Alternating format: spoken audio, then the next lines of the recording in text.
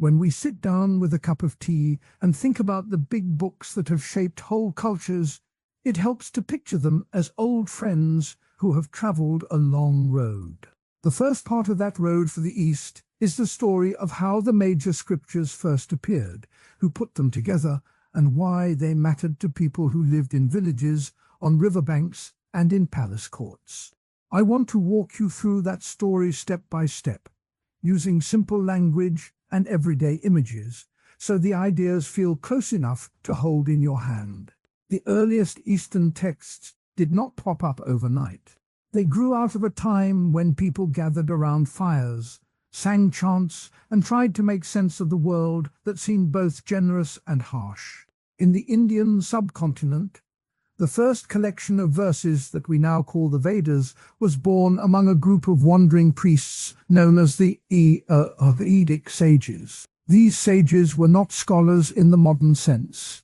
They were more like skilled storytellers who remembered long poems by heart and passed them on by singing. The word Veth actually means seer, because the ancient people believed that these verses were not invented by the singers, but received from a higher source, like a song that the wind carries. One of the oldest parts of the Vedas is the Rig Veda, a set of hymns that praise the forces of nature, the sun, the rain, the fire, and the wind.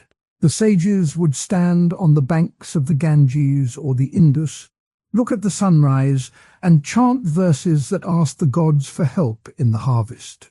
The Rig Veda is full of simple lines like, "May the earth be fertile, may the rain be gentle." Those lines sound like a farmer's prayer, and that is exactly how they were used.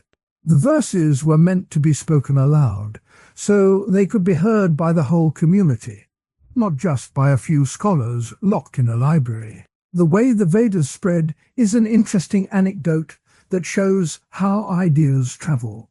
In the early centuries before Christ, the Indian subcontinent was a patchwork of kingdoms and tribal groups. The sages traveled from one court to another, offering their chants in exchange for food and shelter. Over time, the hymns they carried were written down on palm leaves and later on birch bark. The act of writing down the verses was a turning point because it allowed the words to survive even when a particular sage died.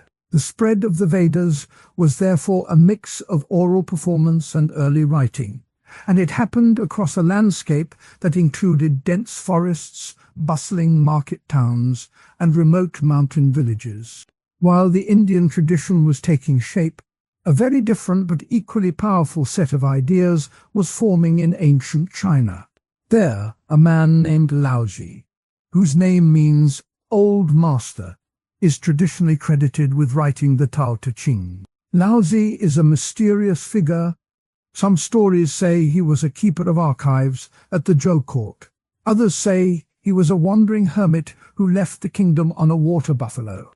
The exact details are fuzzy, but the story that matters is that Laozi walked out of the capital city, headed for the western border, and a guard at the gate asked him to write down his thoughts before he left. Laozi obliged, and the result was a short book of 81 verses that we now call the Tao Te Ching.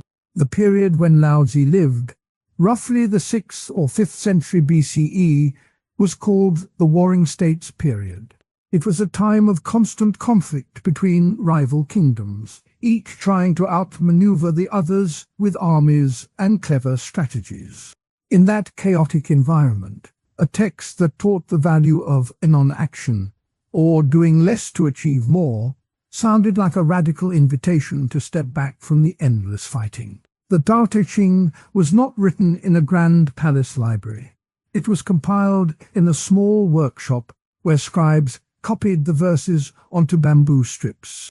Those strips were then carried along trade routes, hidden in the pockets of merchants, and eventually reached the ears of scholars who would study them for centuries. Both the Vedas and the Tao Te Ching share a common feature. They began as spoken teachings meant for a community, not as academic treatises. To see how that works, Imagine a river that runs slowly through a valley. A child watches the water glide over stones, never rushing, always finding the easiest path. One day, the child asks the river, "Why do you move so calmly?" The river cannot answer with words, but it shows the child that patience can wear down the hardest rock. In the same way, the early sages used simple stories about rivers, seasons, and daily chores to teach deeper ideas about the world and how to live in it. A second story that fits the same pattern is about a farmer who once heard a proverb. A single grain of rice can fill a bowl if you keep adding one grain each day.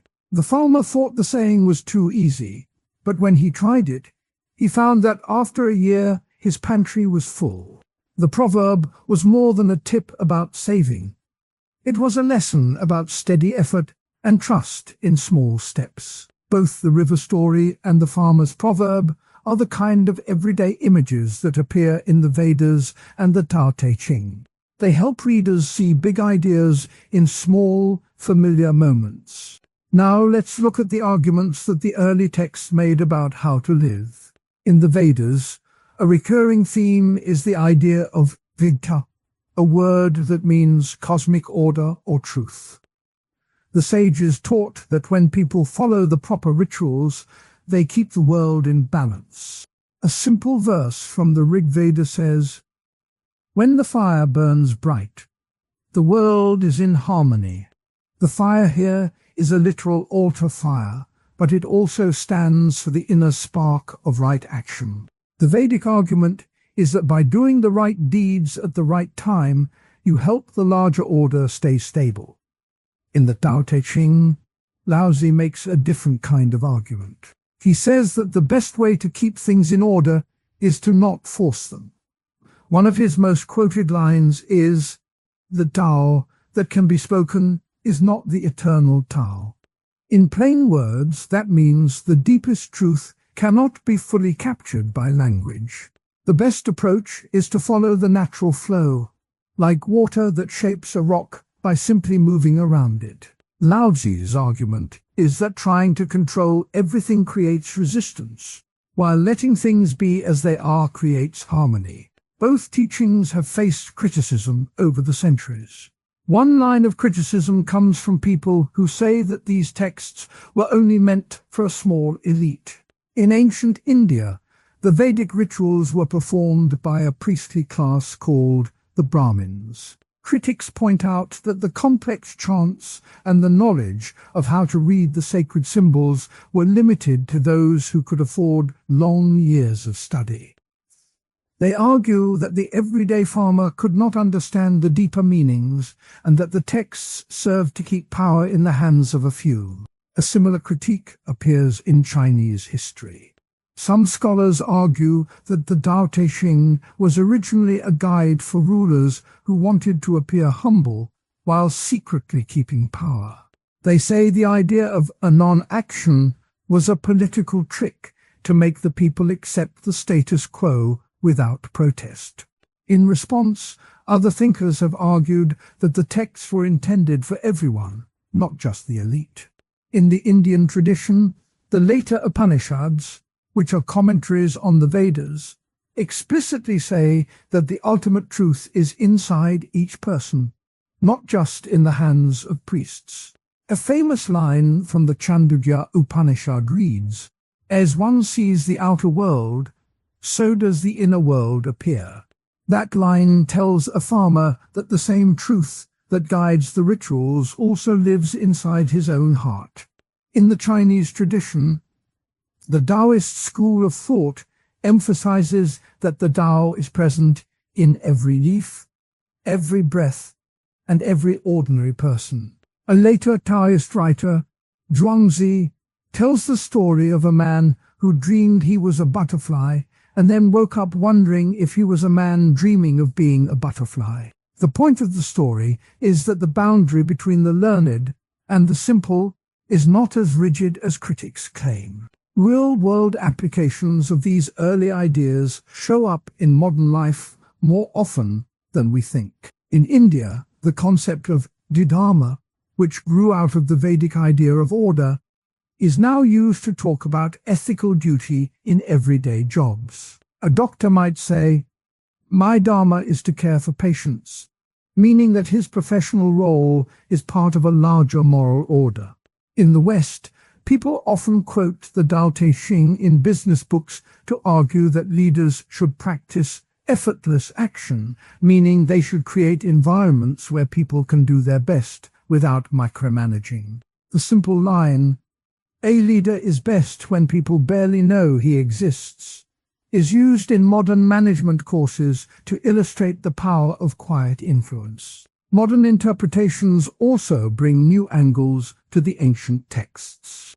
Some contemporary philosophers read the Vedas through the lens of environmental ethics, arguing that the reverence for rivers and mountains in the hymns points to a deep ecological awareness. They note that the Rig Veda calls the river Ganga the mother of all, which suggests a responsibility to protect water sources. In Chinese philosophy, scholars link Laozi's idea of Wu Wei, often translated as non-action, to modern ideas about sustainability.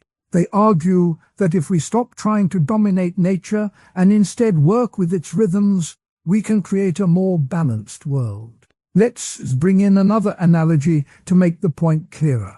Think of a garden that needs both sunlight and rain.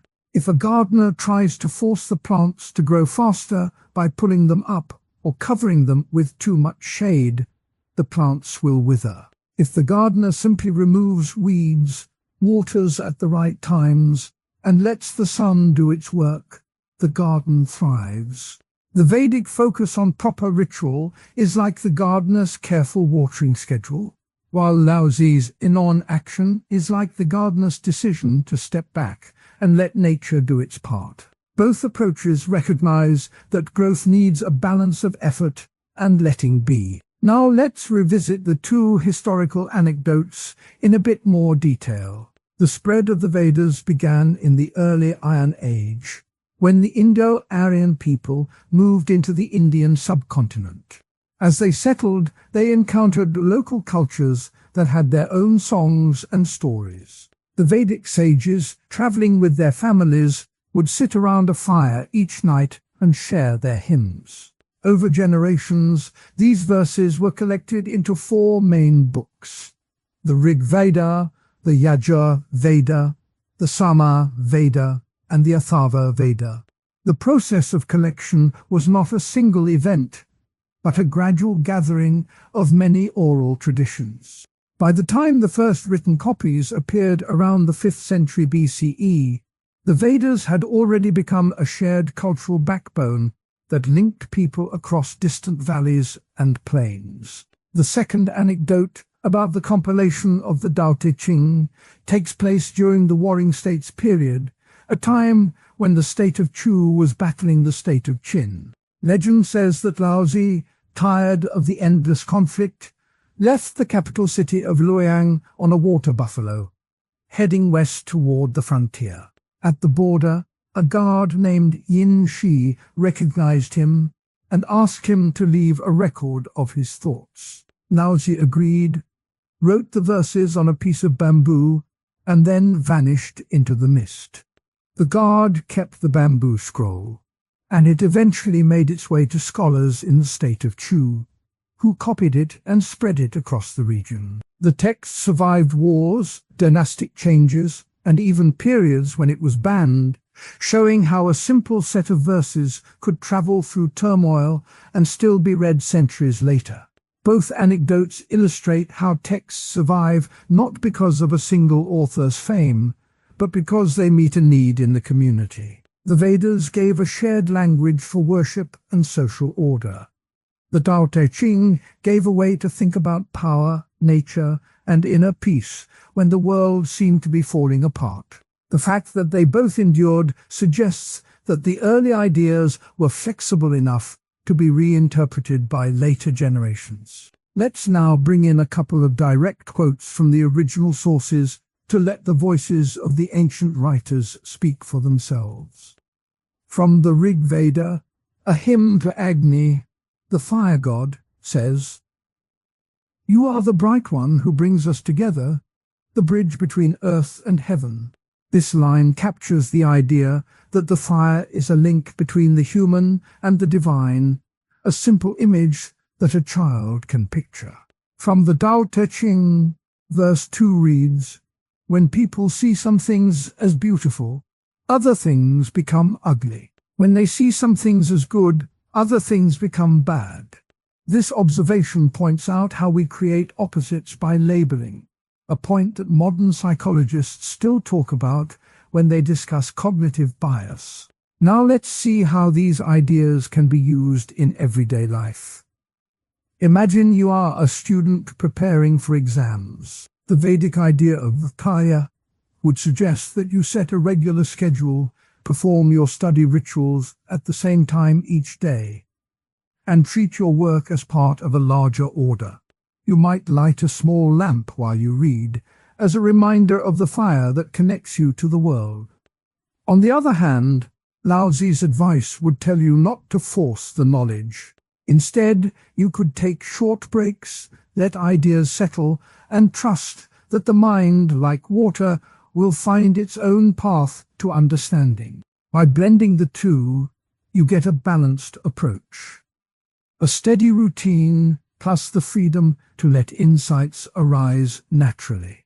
Another real-world example comes from the world of conflict resolution. In many societies, disputes are settled by a ritual of sharing a meal and reciting a proverb. One Chinese proverb, "The softest thing in the world overcomes the hardest," is often quoted in mediation sessions to remind parties that gentle words can dissolve hard anger. This proverb echoes Laozi's non-action principle. In India, a common saying from the Vedic tradition is, "Speak the truth, even if your voice shakes." This line encourages honesty, a core value that helps keep the social order stable. Both proverbs show how ancient wisdom can still guide modern interactions. Cross-references to other thinkers help us see the broader picture. The Greek philosopher Heraclitus, who lived around the same time as Laozi, said, "You cannot step into the same river twice." This idea of constant change matches the Taoist view that everything flows. Meanwhile, the Roman Stoic Marcus Aurelius wrote, "Accept whatever comes to you woven in the pattern of your life." That sentiment mirrors the Vedic idea of aligning with cosmic order. By noting these parallels, we see that the search for harmony and balance is a universal human project, not limited to any single culture. It is also worth mentioning how later thinkers built on these early texts. In India, the philosopher Shankara in the 8th century wrote commentaries that argued the ultimate reality, called Brahman, is the same as the inner self, Atman. He used the Vedic verses as proof that the world is a single, unified whole. In China, the philosopher Zhuangzi expanded Laozi's ideas with playful stories, like the one about a man who dreamed he was a fish, and then woke up wondering which was more real. Zhuangzi's work shows that the Taoist tradition kept growing, adding layers of humor and imagination. Even today, modern scholars keep finding new ways to read these ancient books. Some neuroscientists study how chanting Vedic mantras can affect brainwaves, finding that the rhythmic repetition can calm the mind. In the field of leadership studies, researchers look at Laozi's advice on leading without leading as a model for servant leadership.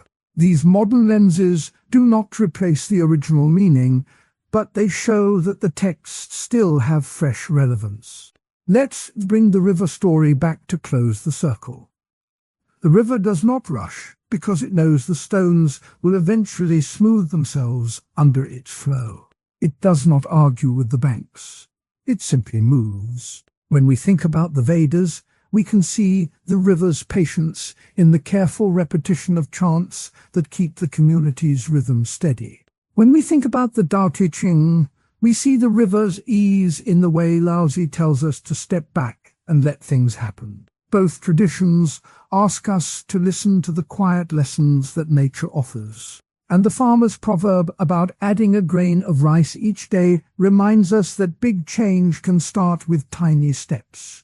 The Vedic idea of performing daily rituals, even if they seem small, adds up to a stable society. The Taoist practice of pausing, breathing, and observing before acting adds up to a life that feels less forced. By keeping both the river and the grain in mind, we can blend effort with surrender, and that blend is at the heart of the early Eastern scriptures. In the end, the roots of Eastern scripture are not just about ancient words on stone or bamboo. They are about people who tried to make sense of the world by listening to the wind, watching the river, and sharing simple stories around a fire. The Vedic sages and Lao Tzu both used everyday images to point toward deeper truths. Their works spread. When we sit down with a cup of tea and talk about the ideas of Dharma and Karma, it can feel like we are opening a very old book. The book is not dusty, it is alive, and the pages are full of stories that still matter today. I want to walk you through those stories, the people who wrote them down, the arguments that have been made, and the ways we can see them in our own lives. Think of this as a friendly chat about two simple ideas: duty and cause and effect. The word Dharma first shows up in the oldest Indian texts, the Vedas. In those early verses, Dharma is linked to the order of the world and the proper way to act. Later, the word appears in the great law codes of ancient India, such as the Manusmriti.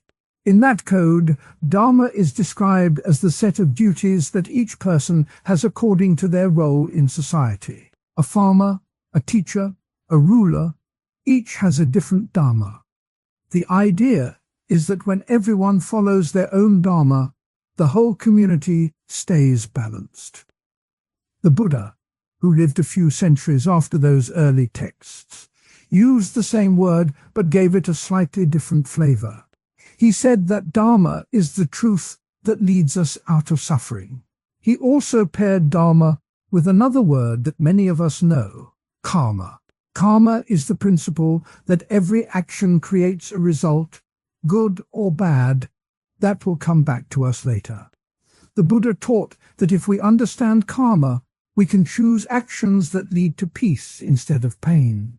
Another important voice is Patanjali, the author of the Yoga Sutras. Patanjali does not write a lot about Dharma, but he does talk about the ethical side of yoga, which he calls the yamas and niyamas. Those are basically rules about how we should treat others and ourselves. In a way, they are a practical guide to living Dharma. Patanjali writes, "When the mind is clear, the world is seen as it is." That short line reminds us that following Dharma is not just about following rules, but about seeing the truth of how things work. Let's bring these ideas down to something we all know. A student who has a big test coming up. The student can choose to study or to play video games. If the student studies, the immediate result is that they feel a little tired, but also more prepared. The longer result may be a good grade, a feeling of confidence, maybe a scholarship later on. If the student skips studying, they might feel relaxed now, but later they could fail the test, feel disappointment, and have to repeat the class. This is karma in action. The choice the student makes creates a chain of effects that come back later. Now think about a neighbor who sees a stranger struggling to carry groceries up a steep step. The neighbor can stop and help, or keep walking. If the neighbor helps, the stranger feels relief and gratitude. That gratitude may turn into a smile, a friendly chat, maybe a later favor. If the neighbor walks by, the stranger may feel embarrassed or angry, and the street may feel a little colder. Again, the cause and effect pattern is clear. The neighbor's action creates a ripple that spreads outward. Both of these stories show how Dharma and karma are linked. Dharma is the sense of doing what is right for the role you are in. The student's role is to learn. The neighbor's role is to be a good community member. Karma is the way the universe records those choices and sends back results. When we act in line with our Dharma, the karma we create tends to be positive. The ancient law codes give us a concrete picture of how Dharma was used in daily life. In the Manusmriti, there is a passage that says a king must protect his people, a merchant must trade honestly, and a wife must support her husband. Those are duties assigned by birth and position. The code also says that breaking those duties brings disorder. In that sense, Dharma was a social glue. It kept the kingdom stable.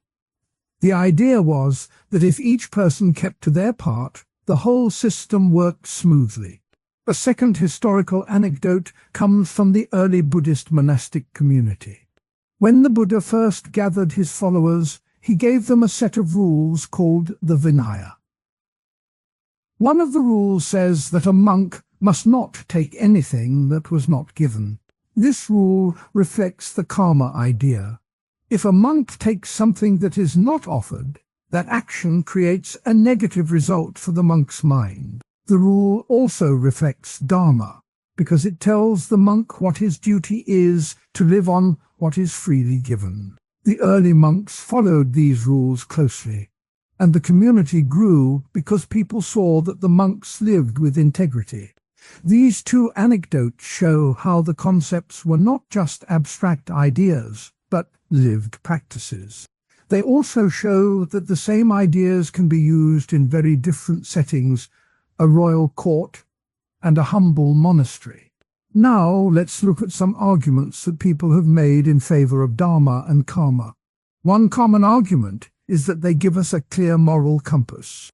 When you know that every action has a result, you are more likely to think before you act. You might ask yourself, will this choice help or hurt? That question is the heart of many moral teachings. The Buddha himself said, all that we are is the result of what we have thought. In plain terms, he is saying that our thoughts and deeds shape our lives. Another argument is that Dharma provides social harmony.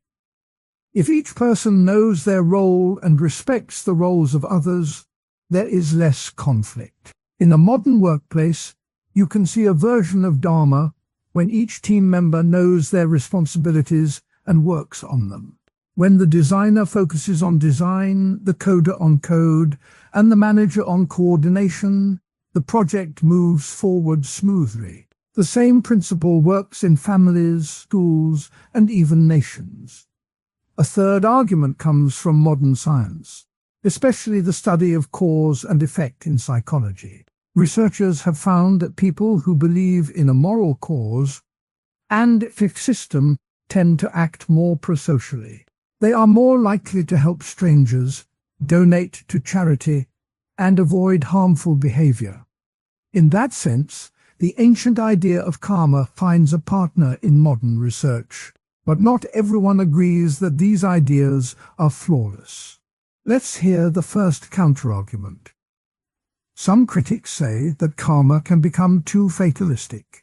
They argue that if you believe every event is the result of past actions, you might stop trying to change the present. For example, a person who is poor might think, "This is my karma, I must accept it," and never work to improve their situation. That view can turn a helpful principle into an excuse for inaction. It also risks blaming victims for their suffering, which feels unfair. A second counter-argument focuses on Dharma. Critics point out that Dharma has been used to justify oppression. In the caste system of India, the idea that each person has a fixed duty based on birth was used to keep lower castes in menial jobs and deny them education. The claim was that this order was part of the cosmic law, so questioning it was seen as breaking Dharma. In that way, Dharma became a shield for inequality rather than a guide for fairness. Both counter-arguments remind us that any idea can be twisted when people use it for power. They also push us to think more carefully about how we apply Dharma and karma today. Let's bring the conversation back to everyday life. Imagine you are at work and a co-worker makes a mistake that could cost the team time. You can point out the error and blame them, or you can help fix it and suggest a better way. If you choose to help, the immediate effect is that the problem gets solved faster. The longer effect is that the co-worker feels trusted, learns from the mistake, and may become a better teammate. That is karma in motion. At the same time, you are fulfilling a kind of dharma, the duty of a good colleague to support the group. Another modern example is social media. When you post a kind comment on someone's picture, you may get a like back, and the person may feel happier. If you spread gossip, you may get attention for a short time, but later you could lose friends. The digital world has its own cause and effect loop, and the ancient ideas still apply. Some modern thinkers have tried to reinterpret Dharma and karma for the 21st century. A philosopher named Arvind Sharma writes that Dharma can be seen as ethical responsibility rather than a rigid set of duties. He says that we can think of Dharma as the responsibility we have toward the planet, toward future generations, and toward the well-being of all living beings. In that view, the duty of a farmer is not just to grow crops, but to farm in a way that does not damage the soil. The duty of a tech developer is not just to create new apps, but to protect user privacy. This broader view helps keep Dharma relevant in a world where old social roles have changed. On the karma side, a psychologist named Jonathan Haidt talks about moral intuition and how our brains track the outcomes of our actions. He suggests that the feeling of, "I did something good and feel good," is a natural reinforcement that matches the ancient karma idea. In his words, our moral sense is wired to reward helpful behavior and punish harmful behavior. That is a modern way of saying that karma is built into human nature. Let's look at a short analogy that ties both ideas together. Picture a garden. The gardener has a duty to water the plants, pull weeds, and give them sunlight. That duty is like Dharma. It is the role the gardener plays. When the gardener waters the plants grow.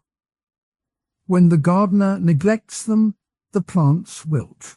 The growth of the plants is the result of the gardener's actions, the cause and effect pattern we call karma. If the gardener follows the duty, the garden flourishes and the gardener enjoys the beauty. If the gardener ignores the duty, the garden turns to dust and the gardener feels loss. This garden picture shows how Dharma and karma work together in a simple, visual way. Now, let's bring in a quote from the Buddha that many people know. He said, "What we think, we become." This short line tells us that thoughts are the seed of actions, and actions become results. In the language of karma, a positive thought leads to a positive action, which leads to a positive result. In the language of Dharma, a thoughtful person is more likely to act in line with their duty.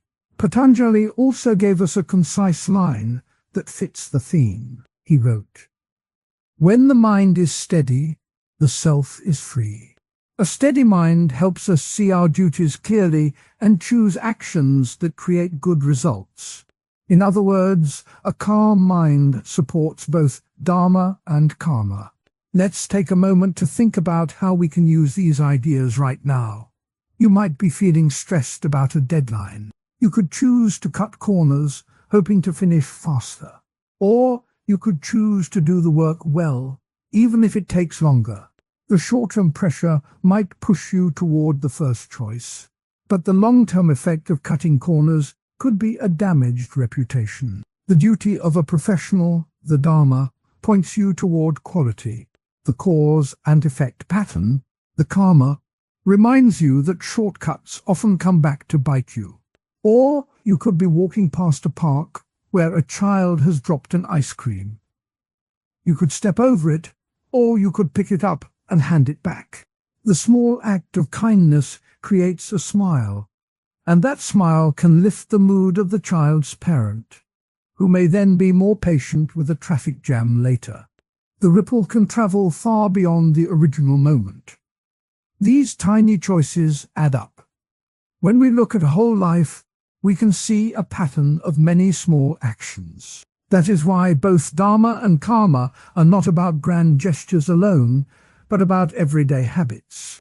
Some people wonder if Dharma and karma are only for religious people.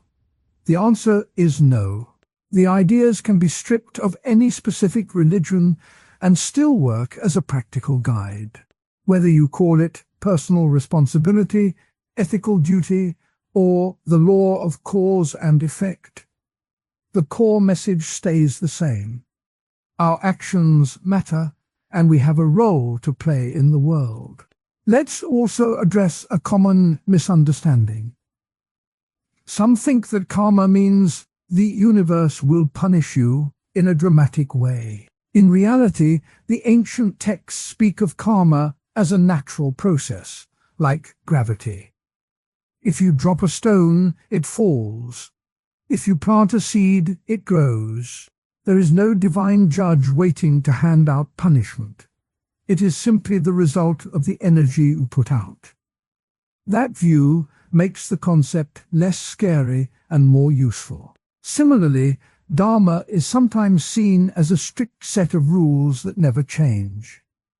In practice, the word has been flexible. In the Bhagavad Gita, a warrior named Arjuna is told by Krishna that his dharma as a warrior is to fight for righteousness, even though it means confronting his own relatives. The point is that dharma can adapt to the situation, but it always asks you to act in line with a higher purpose, not personal gain. Now, let's bring in a second historical anecdote that shows how karma shaped a community. In the early Buddhist city of Sravasti, monks kept a detailed record of each monk's actions. If a monk broke a rule, he would be asked to do extra chores. Over time, the community noticed that monks who followed the rules were calmer and healthier, while those who ignored them became restless. The monks saw this pattern as karma at work, reinforcing the importance of the monastic code.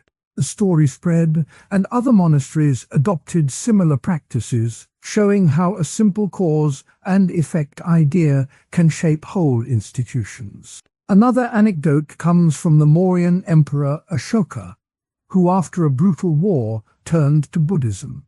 He issued edicts that emphasized dharma for his subjects, kindness to animals, honesty in trade, and respect for all religions. He called these edicts Dharma and placed them on stone pillars across his empire. By doing so, he tried to embed a common sense of duty into the laws of the land, hoping to reduce violence and promote welfare. His experiment shows how a ruler can use the idea of Dharma to guide public policy. These stories illustrate that Dharma and karma have been used both at the level of personal conduct and at the level of government. They are not limited to monks in a cave or scholars in a library. Let's turn to the question of how we can keep the ideas healthy and avoid the pitfalls mentioned earlier. One way is to treat Dharma as a flexible guide rather than a rigid command.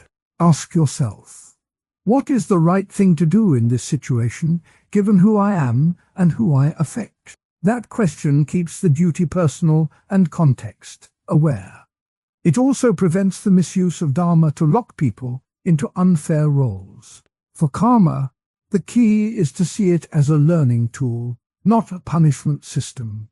When a bad result shows up, ask, what part of my action led to this? Then adjust. This approach turns mistakes into chances to grow, rather than reasons to feel doomed. A modern practice that blends both ideas is mindfulness meditation. In mindfulness, you sit quietly and watch thoughts and feelings come and go, without judging them. Over time, you become aware of the habits that drive your actions. You notice when you act out of selfish desire and when you act out of compassion. That awareness helps you align your actions with your sense of duty, dharma, and creates positive outcomes, karma. Many people who practice mindfulness report feeling more responsible for their choices and more at peace with the results. Now, let's hear a short quote from the ancient law code of Manu that captures the spirit of Dharma. It says, "One who does his duty is never in trouble." This line tells us that following one's proper role protects you from chaos. It also hints at the karmic idea that good actions bring good results. Another quote comes from the Buddhist text called the Dhammapada. It reads, "All that we are is the result of what we have thought." This line reinforces the idea that thoughts are the first link in the chain of cause and effect. It also suggests that by training the mind, we can shape our destiny. Both quotes are short, but they pack the core messages of duty and cause and effect. Let's think about a concrete scenario that many of us have faced. A group project in school or at work. One member, Alex, decides to do all the research while the others just watch. Alex feels overburdened, and the final product suffers because the others did not contribute. If Alex had spoken up about the need for shared work, the team could have divided tasks fairly. The initial action of taking on all the work created a negative result for Alex, stress, and a weaker outcome. The later action of speaking up could create a positive result, better teamwork. In this story, Alex's duty to the group, Dharma, was to ask for help, and the cause and effect pattern, karma, shows how each choice shaped the final result. A second scenario involves a driver who sees an elderly person trying to cross a busy street. The driver can stop and wait, or keep going. If the driver stops, the elderly person crosses safely, and the driver feels a sense of calm. If the driver speeds past, I want you to picture a quiet morning in a small town in ancient India. A young man named Siddhartha Gautama walks out of a palace and sees an old man, a sick man, and a dead man. He feels a deep sting in his heart. He asks, "Why does life bring so much pain?" He spends years looking for an answer. One night under a Bodhi tree, he sits very still. He watches his thoughts come and go like clouds. In that stillness, he finds a simple picture of how life works. He becomes the Buddha, which means the awakened one. He then decides to share what he has seen with anyone who will listen. The first time the Buddha shares his insight is at a place called Sarnath. He stands in front of a group of 5 monks who have just left his home. He speaks in a calm voice. He says, "There is a way to end suffering." This talk is called the Dhammacakkappavattana Sutta, or the turning of the wheel of Dharma. The monks listen and become the first followers of a new path. The story of that first sermon is told in many texts. It shows how a single talk can spark a movement that spreads far beyond a single hill. The heart of the Buddha's teaching is called the Four Noble Truths. The word noble just means important. The first truth says life has dukkha. Dukkha is a word we translate as suffering, but it also means unsatisfying. Think of a traffic jam. You sit in a car, you want to get home, but the road is blocked. You feel frustrated, angry, maybe even helpless. That feeling is dukkha. It is a part of everyday life. The second truth tells us why dukkha happens. It says desire or craving is the cause. In the traffic jam, you crave a clear road, you crave speed, you crave the feeling of arriving early. Those cravings push you to feel more pain when the jam does not move. The third truth offers hope. It says that if we let go of craving, the suffering can end. Imagine you stop caring about the jam.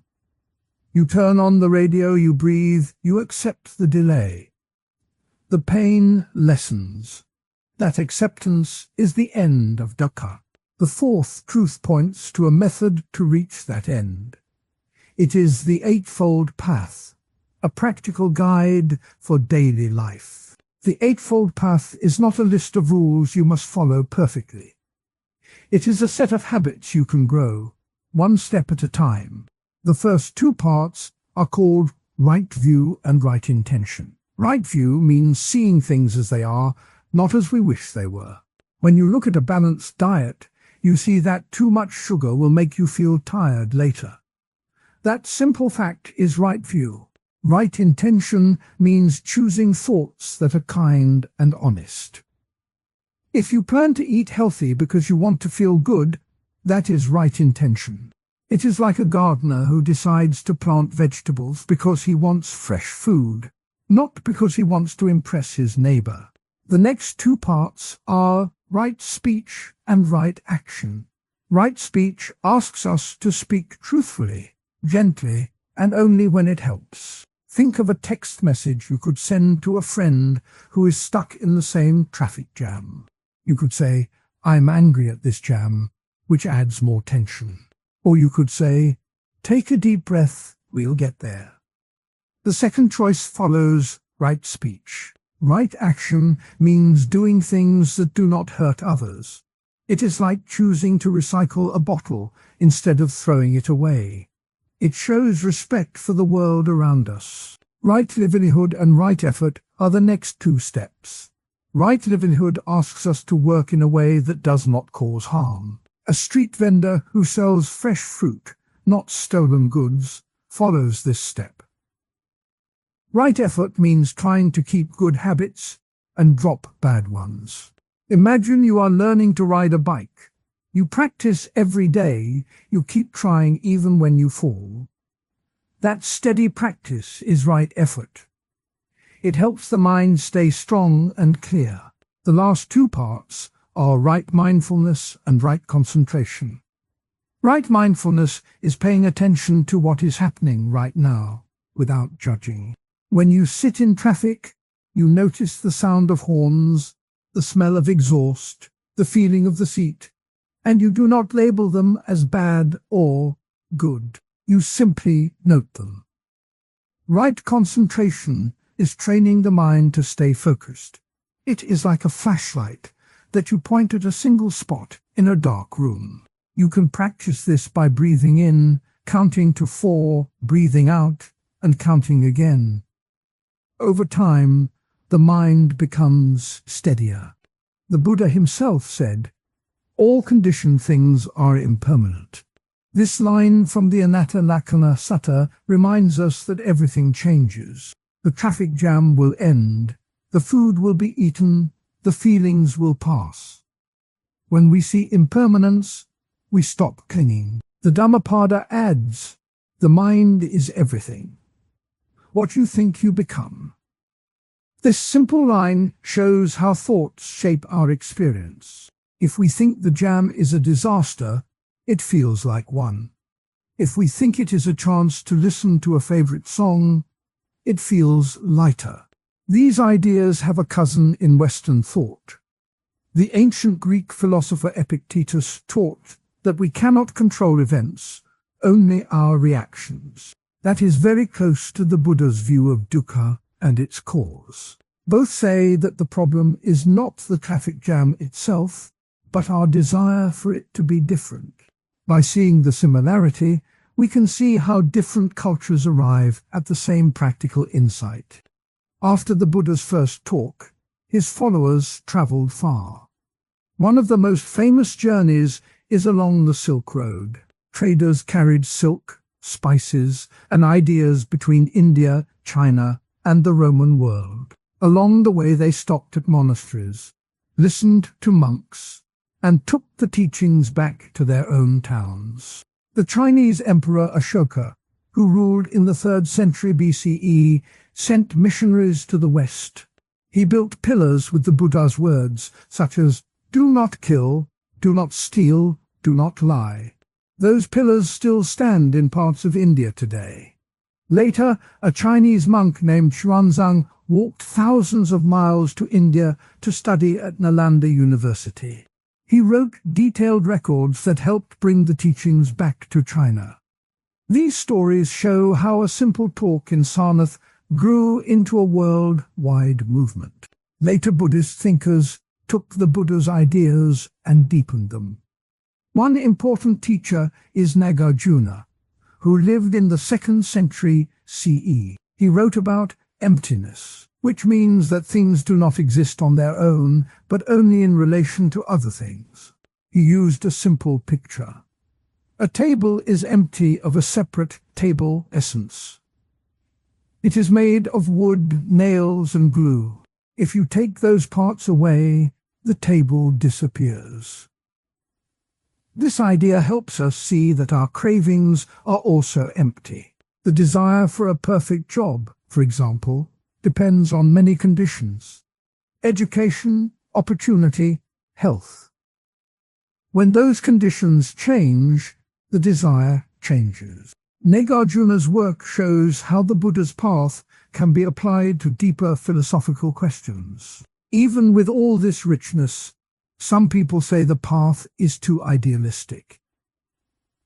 They point out that a traffic jam is a small problem compared to poverty or war. They ask, can a calm mind really change a broken system? This critique argues that the Buddha's focus on inner peace may ignore the need for real-world change. It is a valid concern. The Buddha did speak about compassion, urging followers to help others. He said, "Just as a mother would protect her only child, even at the cost of her own life, so should a monk protect the Dharma." This shows that the path includes caring for others, not just personal calm. Another criticism says the teachings do not address social injustice. In a world where some people are hungry and others are rich, a simple practice of mindfulness may seem insufficient. Critics ask, why does the Buddha not speak out against rulers who oppress? The answer lies in the historical context. The Buddha lived in a time of many small kingdoms, each with its own ruler. He chose to teach a path that anyone could follow, regardless of caste or wealth. He also taught that the root of oppression is craving and ignorance, which can be reduced by the Eightfold Path. Modern teachers try to bring the ancient ideas into activism. They organize meditation sessions for refugees. They teach mindfulness in prisons. They speak out for climate justice. In this way, the old path meets new challenges. Today, the Four Noble Truths and the Eightfold Path can be used in everyday life. Imagine you are stuck in a traffic jam again. You notice the feeling of frustration, first truth. You realize that the frustration comes from wanting to be somewhere else right now, second truth. You decide to let go of that craving and focus on your breath, third truth. You follow the path by staying mindful of your thoughts, speaking calmly to a passenger, and perhaps using the time to plan a healthy dinner, fourth truth. In the same way, a balanced diet follows the same steps. You see that too much sugar makes you feel tired, first truth. You understand that you crave sweet taste, second truth. You decide to cut back, third truth. You follow the path by choosing wholesome foods, cooking with care, and eating without distraction, fourth truth. The Buddha's teachings become a practical guide for any situation. When we look at the spread of Buddhism along the Silk Road, we see that the teachings adapt to new cultures. In China, they mixed with Taoist ideas about harmony. In Japan, they blended with Shinto respect for nature. In Tibet, they combined with local myths to create a rich visual tradition. Each time the core message stays the same. See the cause of suffering, let go of craving, walk a middle way that avoids extremes. This middle way is the essence of the Eightfold Path. It is not a strict set of rules, but a balanced approach that fits each person's life. The Buddha also said, "Just as a candle cannot burn without fire, men cannot live without a spiritual life." This line reminds us that we need some inner light to guide us, whether we call it mindfulness, conscience, or reason. The idea is that a calm mind helps us make better choices. It is a tool we can use in school, at work, or in a crowded subway. The tool does not replace the need for fair laws or good leaders, but it makes us better citizens. Nagarjuna's idea of emptiness can be linked to modern science. Physicists say that particles have no fixed shape until they are observed. In the same way, our cravings have no solid form until we notice them. This shows that ancient Buddhist ideas can speak to modern thinking. It also shows that the path is not frozen in time. It grows as we learn new things. The story of the Buddha's first sermon, the spread along the Silk Road, and the later work of Nagarjuna all point to one simple fact. A clear view of reality can change how we live. It does not require fancy language or complex rituals. It only asks us to look at what is happening, see why we feel pain, let go of the grip, and practice a set of habits that keep us steady. That is the way of the Buddha. Some still argue that the path is too quiet for a noisy world. They say that meditation alone cannot fix a broken economy. The counterpoint is that a calm mind can think more clearly, act more wisely, and inspire others. When a leader practices mindfulness, they may make decisions that are less driven by fear. When a community meditates together, they may feel more connected and willing to help each other. The path may start inside, but its effects can ripple outward. Other critics say the teachings ignore the fact that some people cannot simply let go of craving when they are starving or oppressed. The Buddha did recognize that basic needs must be met. He taught the middle way, which avoids both extreme asceticism and extreme indulgence. He also taught compassion for all beings. Modern teachers add social action to the practice. They organize food drives, they protest unfair laws, they teach meditation in schools to help children cope with stress. In this way, the ancient path meets the modern demand for justice. In the end, the Four Noble Truths and the Eightfold Path are tools for everyday life.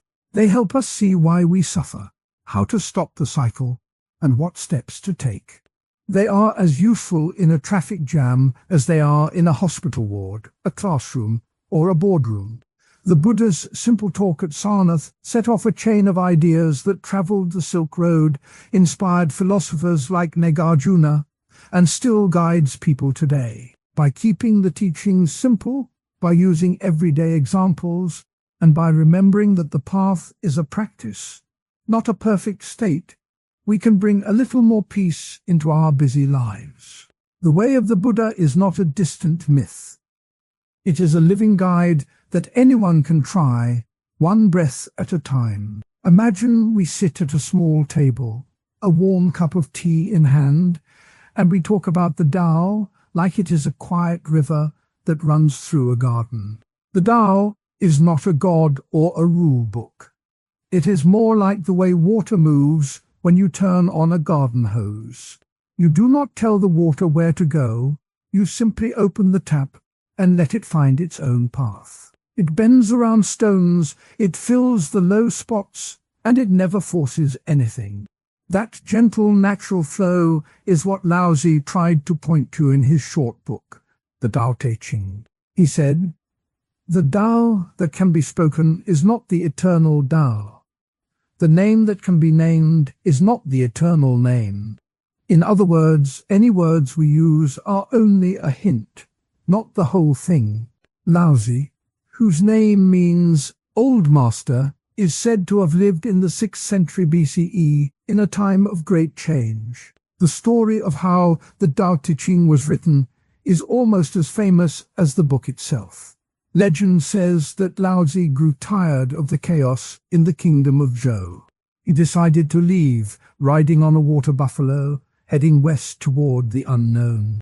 At the western border, a guard named Yin asked him to write down what he had learned before he could pass. Laozi took a brush, a piece of pine bark, and in one night wrote the 81 short verses that we now call the Tao Te Ching. The guard read the words, felt a calm wash over him, and let Laozi go.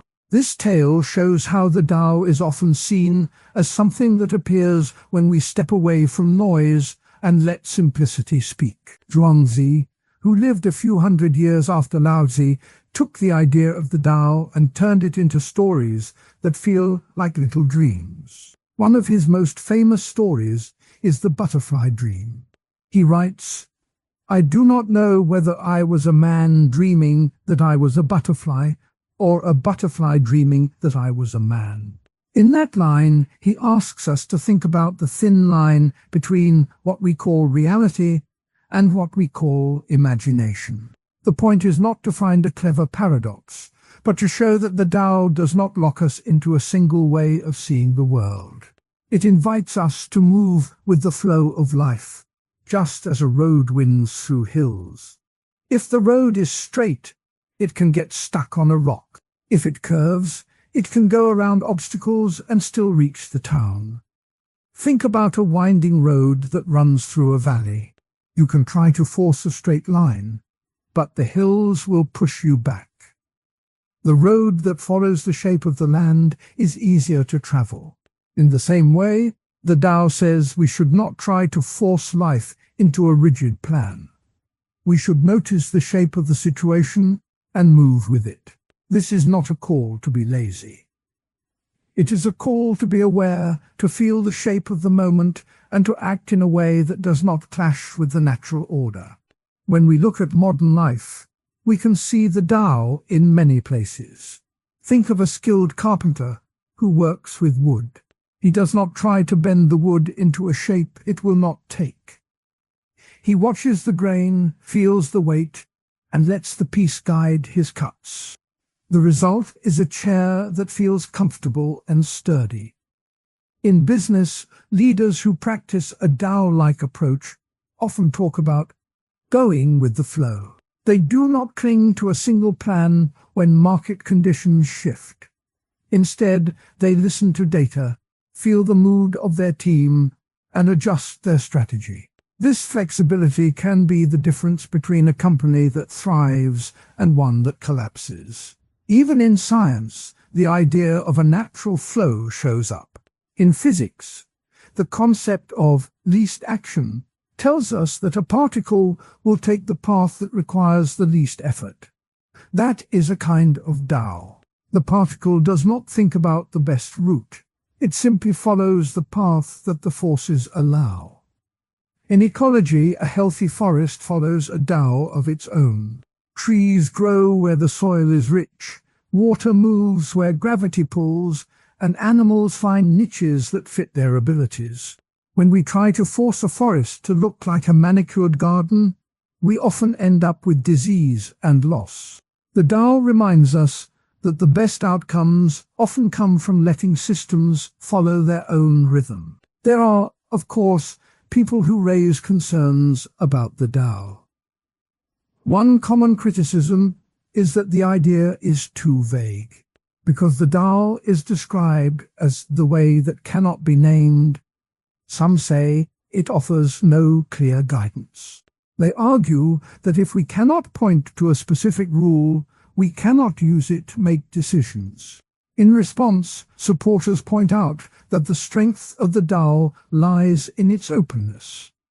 By not locking us into a single rule, It lets us adapt to each unique situation. It is like a compass that points to true north but does not tell you how fast to walk. The compass is simple, yet it works in any terrain. The Tao works the same way. It gives a direction, not a step instruction. Another worry is that the Tao might encourage people to accept bad things without trying to change them. If we always go with the flow, do we stop fighting injustice? Critics say that this can become a kind of quiet resignation, a way to avoid responsibility.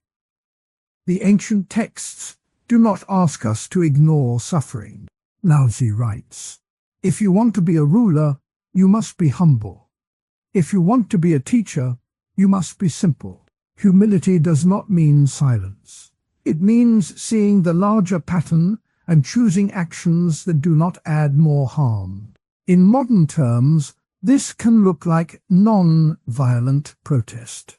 By refusing to meet violence with violence, activists keep to the Tao of non-resistance while still working to change the system. The key is to act without forcing, to influence without crushing. We can also see the Tao in everyday moments. Imagine you are watering a garden with a hose. If you hold the nozzle tight, the water sprays in a harsh, narrow jet that can damage delicate flowers. If you loosen your grip, the water spreads gently, soaking the soil and helping the plants grow. The gentle flow is the Tao in action. It teaches us to hold lightly, to trust that the right amount of pressure will bring the right result. This idea appears again in the story of Zhuangzi and the cook. Zhuangzi once visited a large kitchen where a cook was preparing fish.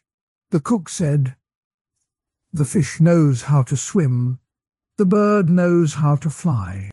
Zhuangzi replied, "If I were a fish, I would enjoy the water. If I were a bird, I would enjoy the sky." The point is that each being follows its own natural way. The cook respects the fish's way of moving in water, and the bird follows the wind.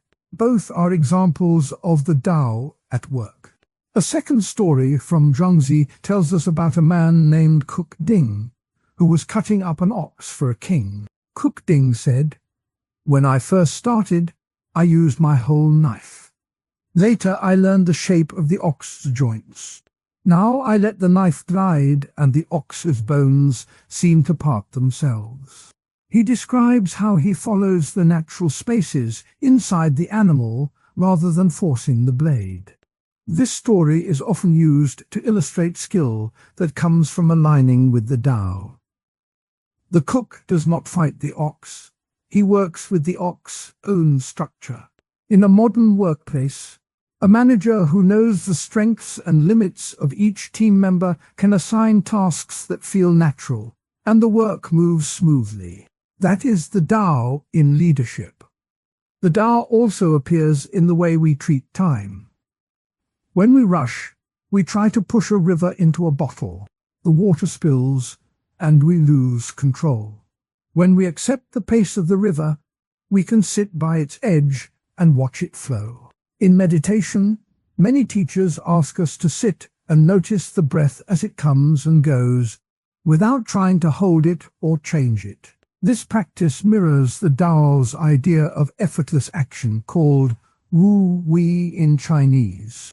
Wu Wei means non-doing, but it is not about doing nothing. It is about doing what fits the moment, like a dancer who moves with the music instead of fighting the beat. Cross-references to other thinkers help us see how the Tao fits into a larger picture. The Greek philosopher Heraclitus said, "You cannot step into the same river twice." He was pointing to the constant change in the world, a view that matches the Tao's flow. The Stoics, especially Marcus Aurelius, wrote about accepting what we cannot change and focusing on our own actions. While the Stoics use more formal language, the heart of the idea is similar. Align yourself with the natural order and act with calm. In Buddhism, The concept of emptiness reminds us that things have no fixed, independent shape, which echoes the Tao's claim that nothing has a permanent, isolated identity. Modern writers have taken the Tao into new fields. In psychology, the idea of flow described by Mihaly Csikszentmihalyi is a state where a person is fully absorbed in an activity, feeling both challenge and skill, and losing self-consciousness. That feeling is much like moving with the Tao, where effort feels natural and the activity seems to happen by itself. In environmental design, architects who use biophilic design try to shape buildings that follow natural patterns of light, wind, and water. They are listening to the Tao of the site, letting the shape of the land guide the structure. In technology, some programmers talk about Lalian or agile methods that let a project evolve through small steps, rather than forcing a rigid plan from the start. The idea is to stay flexible, to respond to feedback, and to keep the work moving like water around obstacles. Let us return to the garden hose analogy for a moment. Picture a child playing with a hose on a hot day. If the child points the hose straight at a flower, the water may splash and damage the petal. If the child turns the hose gently and lets the water follow the slope of the garden, the flower receives a soft mist that helps it grow. The child learns, perhaps without being told, that the best way to water is to let the water flow with the land. This simple scene captures the Tao as lesson. Observe the shape of the world, then act in a way that does not fight that shape. Now think of a winding road that climbs a mountain. A driver who tries to drive straight up the hill will find the car stuck, the engine straining, the tires slipping. A driver who follows the road's curves, turning left and right as the path demands, will reach the top with less effort. The road is not a punishment. It is a guide that shows the safest route. The Tao works the same way. It does not forbid us from climbing. It simply shows the path of least resistance that still leads to the summit.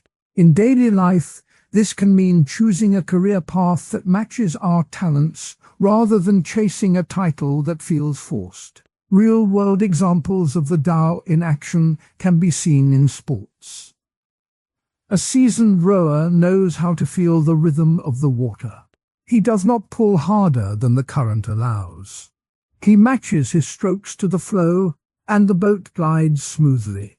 If he tries to row against a strong current, he wastes energy and may even capsize. Similarly, a basketball player who reads the flow of the game, passes when a teammate is open, and moves without forcing the ball, often makes the team more effective than a player who tries to dominate every play. These athletes are practicing a kind of wu-wei, letting skill meet circumstance. Another example comes from the world of medicine. A doctor who listens carefully to a patient's story, observes the body's signals, and then chooses a treatment that works with the body's own healing processes often sees better outcomes. He does not force a heavy drug when a gentle lifestyle change would be enough. This approach respects the Tao of the body, which prefers balance over force. We have also heard stories about Laozi's encounter at the border. Some scholars think the god yin may have been a metaphor for the mind that blocks our understanding. By writing the verses, Laozi gave the mind a key to open the gate. This anecdote reminds us that the Tao can be a personal insight that helps us move past mental blocks. Zhuangzi's butterfly dream, meanwhile, has been used by modern psychologists to talk about identity fluidity. It suggests that who we think we are can shift like a dream, and that clinging to a fixed self can cause suffering. The story invites us to see ourselves as part of the flow, not as a rigid statue. The Tao's emphasis on natural flow does not mean we ignore moral concerns. Laozi says, "A ruler who does not act, yet the people are content." This line is often read as advice for leaders to avoid heavy-handed rules. But it also implies that a good ruler creates conditions where people can act naturally and responsibly.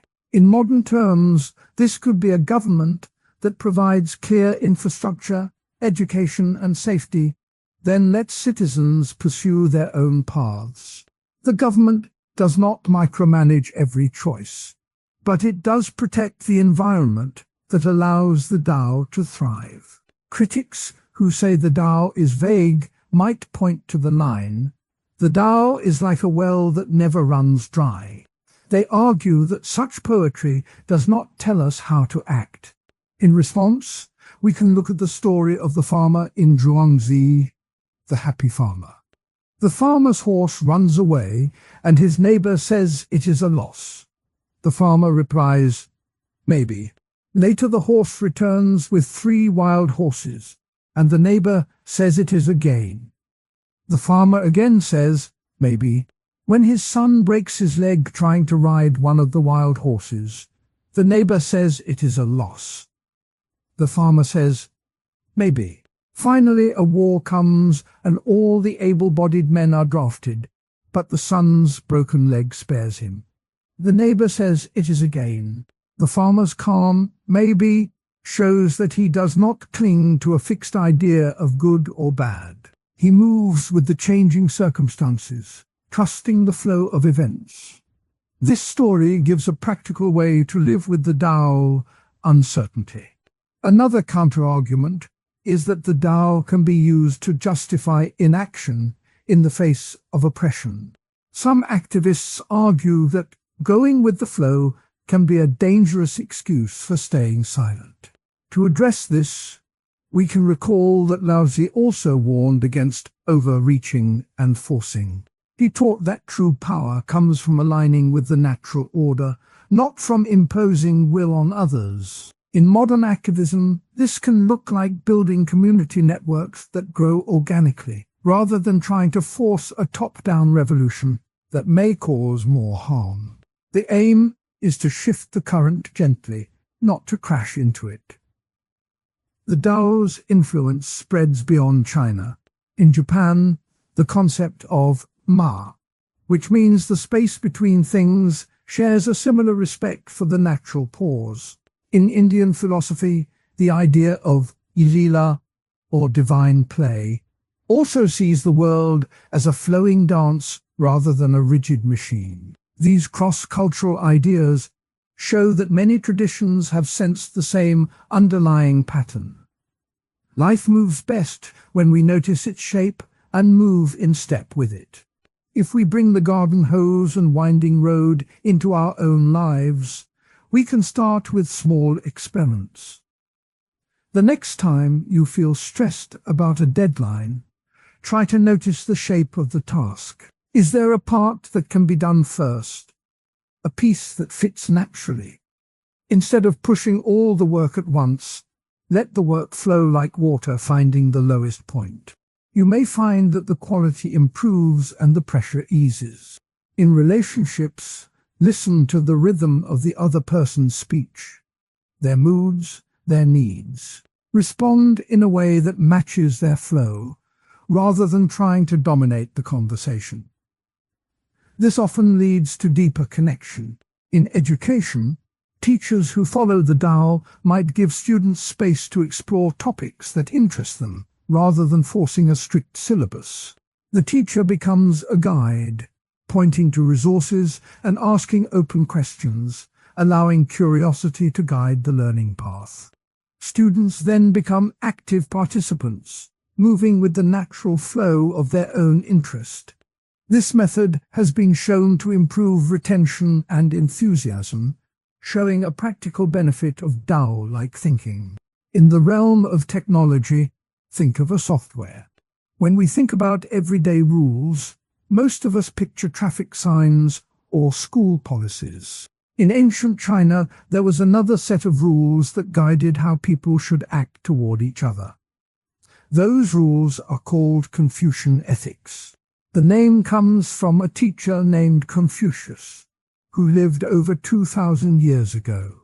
He spent his life talking with students about how to be kind, how to respect elders, and how to keep the family strong. The ideas he shared still show up in how people greet a teacher, how they help with chores, and how they treat friends. In this part of the story, we will walk through those ideas, look at the people who wrote them down, see how they shaped an empire, and hear some voices that both support and question the system.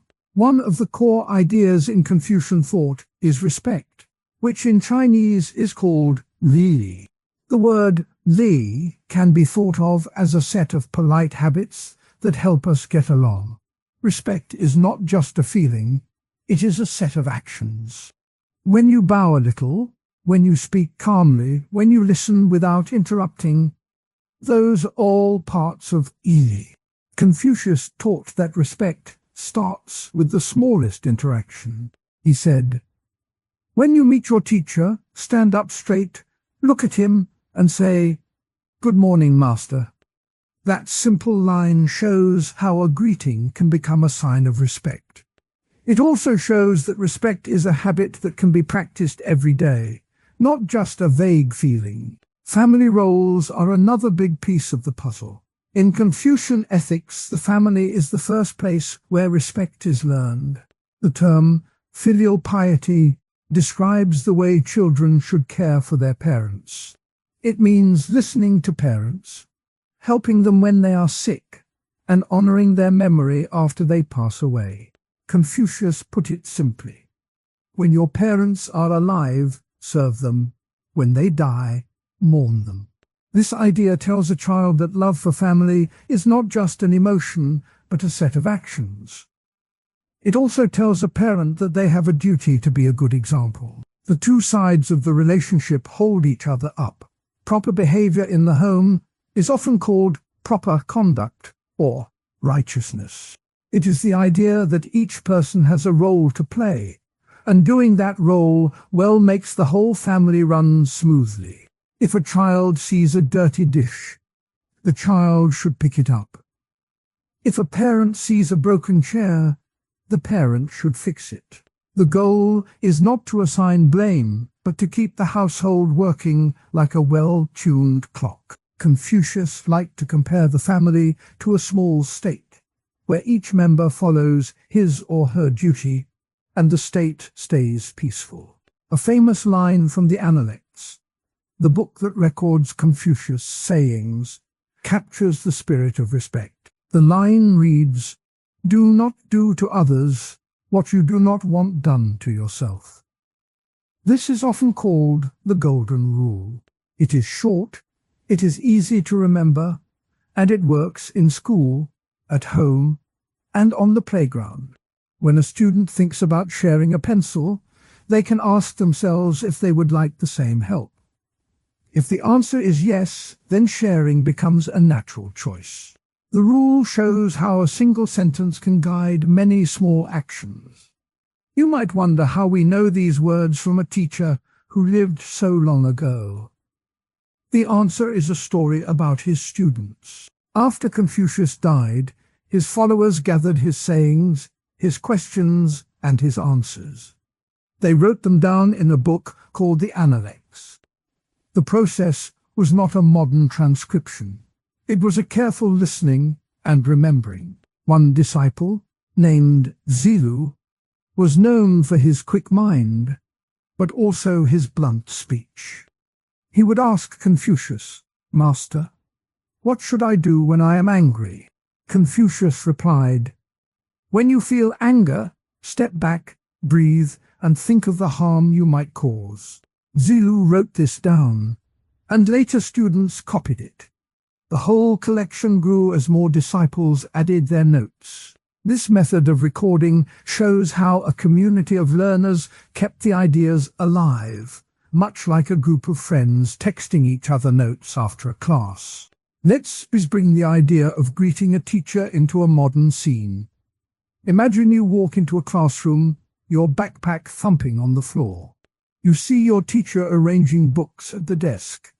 You pause, straighten your back, and say, "Good morning, Ms. Lee." You might also bow your head a tiny bit, a habit you learned from watching older siblings. That small act tells the teacher you see them as a guide, not just a person who gives grades. It also reminds you that you are ready to learn. In a Confucian view, that moment is a tiny piece of a larger pattern of respect that keeps the school community calm. Now think about chores at home. After dinner, the sink is full of plates. You could ignore them, or you could wash them. Confucius taught that each person should take what is right for them. He said, "When the work is before you, do not delay." In a family where everyone picks up a small task, the kitchen stays clean, and no one feels burdened. The act of washing dishes becomes a way to show care for the family. It also builds a habit of responsibility that can be used later in school projects or later in a job. Mencius, a thinker who lived a few hundred years after Confucius, took these ideas and added his own flavor. He believed that human nature is good at its core, like a seed that wants to grow. He wrote, "The great man is he who does not lose his child's heart." By child's heart, he meant the simple kindness and curiosity that children have. Mencius used this image to argue that if we keep our habits of respect and care, we stay true to that inner goodness. He also said, "When a ruler cares for his people, the people will care for each other." This ties the personal habits we practice at home to the larger world of society. A story about Mencius helps us see how he taught these ideas. One day, Mencius visited a small town where the people were angry about a tax increase. He sat with a farmer and asked, "What makes you angry?" The farmer answered, "The tax takes away my harvest." Mencius replied, "If the ruler were to share his harvest with the people, the anger would turn into gratitude." He used the farmer's simple life to illustrate that fairness and generosity can turn conflict into harmony. This anecdote shows how a big idea can be explained with a tiny everyday picture. The influence of Confucian ethics grew far beyond the family kitchen.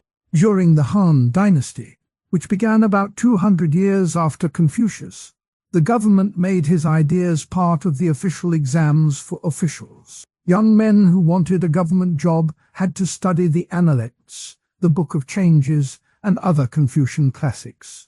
They would spend years memorizing passages, practicing calligraphy, and learning how to write essays about moral conduct. The exam system turned Confucian ideas into a career path.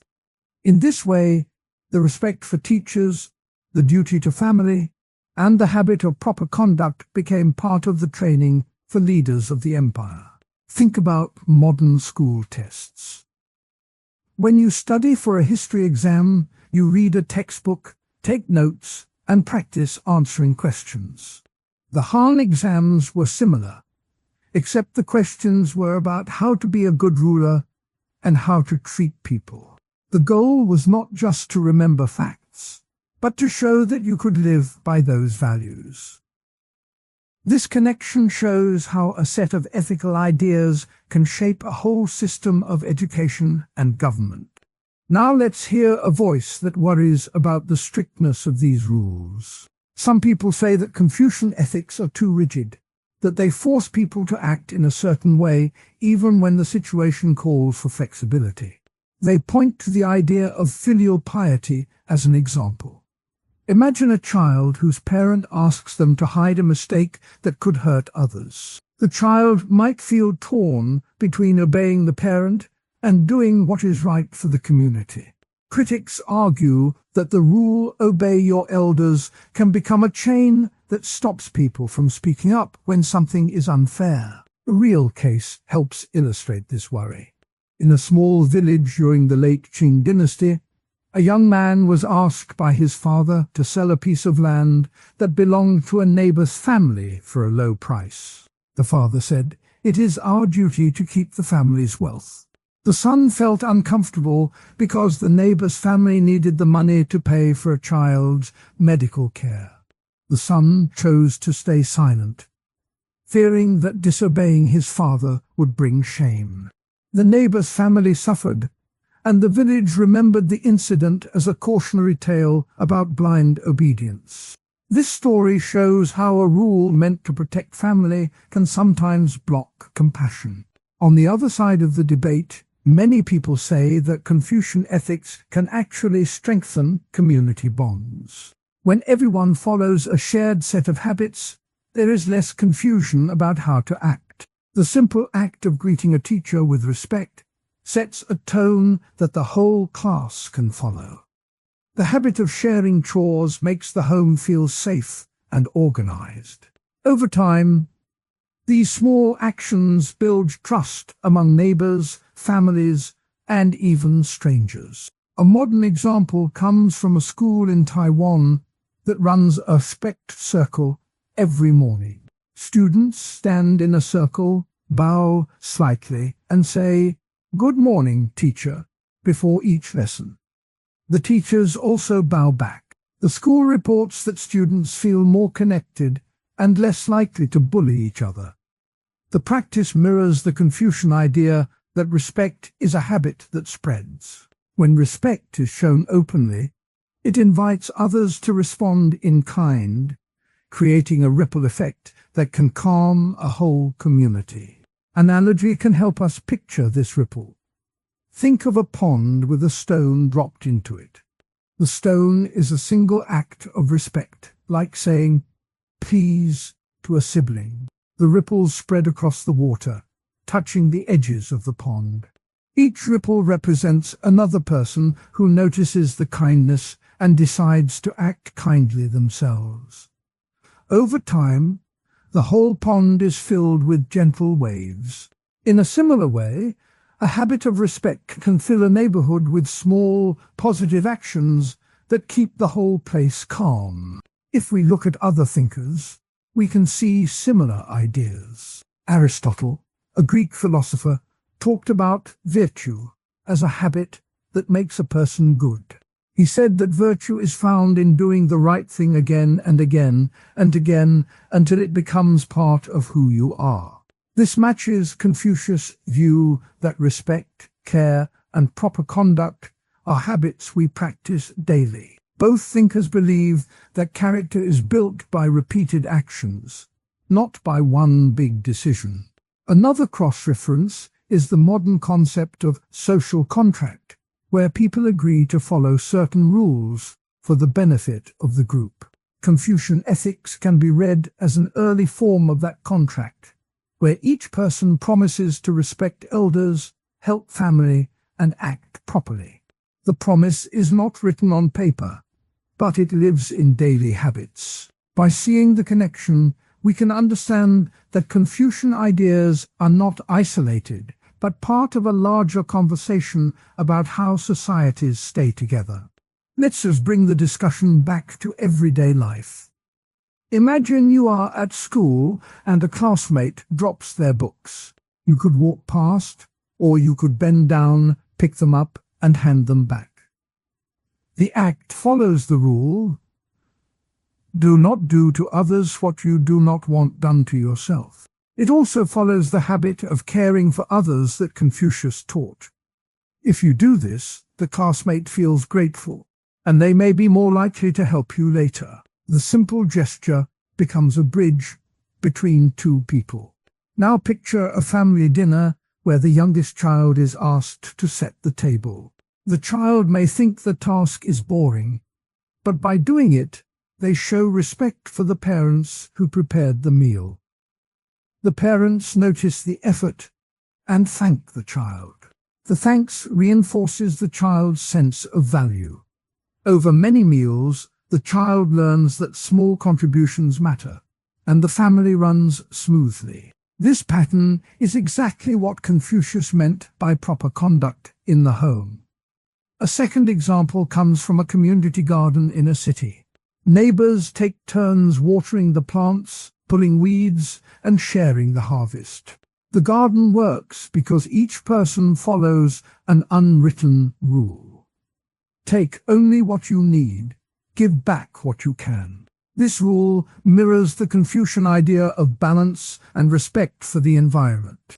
When the garden flourishes, the neighbors feel a sense of belonging, and they are more likely to help each other in other ways, like watching each other's houses when someone is away. We have also mentioned how the Han Dynasty used Confucian ideas for exams. That system lasted for centuries, shaping the way Chinese officials thought about leadership. The emphasis on moral conduct meant that a ruler was expected to be a role model, not just a commander. The idea that a ruler should care for the people echoes Mencius' claim that a ruler's kindness brings kindness back from the people. This link shows how personal habits can scale up to affect whole nations. Even today, many schools in East Asia still teach a version of these ideas. In Japan, the practice of bowing to teachers and elders is common. In Korea, students often say, "a day, teacher," with a slight bow. "Hello, teacher," with a slight bow. These actions are not required by law, but they persist because they have been taught as part of daily life for generations. The continuity shows how a set of simple habits can survive long after the original teacher has passed away. Let's revisit the two counterpoints. The first says that strict rules can make people feel trapped. The second says that the same rules can create a sense of safety and belonging. Both points have truth. If a rule is followed without thought, it can become a barrier. If a rule is understood as a guide for caring, it can become a bridge. The key is to keep the spirit of the rule alive, not just the letter. A modern scholar named Tu Weiming argues that Confucian ethics can be updated for today's world. He says that the core idea of respect can be applied to new relationships, like those we have online. When we comment on a social media post, we can use the same habit of politeness we use in a face-to-face conversation. By extending the habit, we keep the community strong even when the setting changes. This shows how old ideas can be reshaped to fit new life. In a classroom setting, teachers can use Confucian ideas to build a respectful environment without being authoritarian. They can start each day with a short moment of gratitude, where each student says one thing they appreciate about a classmate. This practice mirrors the Confucian habit of acknowledging others. It also helps students see each other as partners rather than rivals. When the class feels connected, learning becomes smoother. A final anecdote comes from the Song dynasty. A few centuries after the Han, a scholar named Zhu Shi collected the Analects, the Great Learning, and the Doctrine of the Mean, and wrote commentaries that made the texts easier to study. He organized the teachings into a clear system that students could follow. This effort helped keep Confucian ideas alive through the ages, showing how each generation can reinterpret the old sayings for their own time. To close, let us recall a line from Confucius that sums up the everyday feel of his ethics. When you walk, walk with purpose. When you speak, speak with truth. When you act, act with care.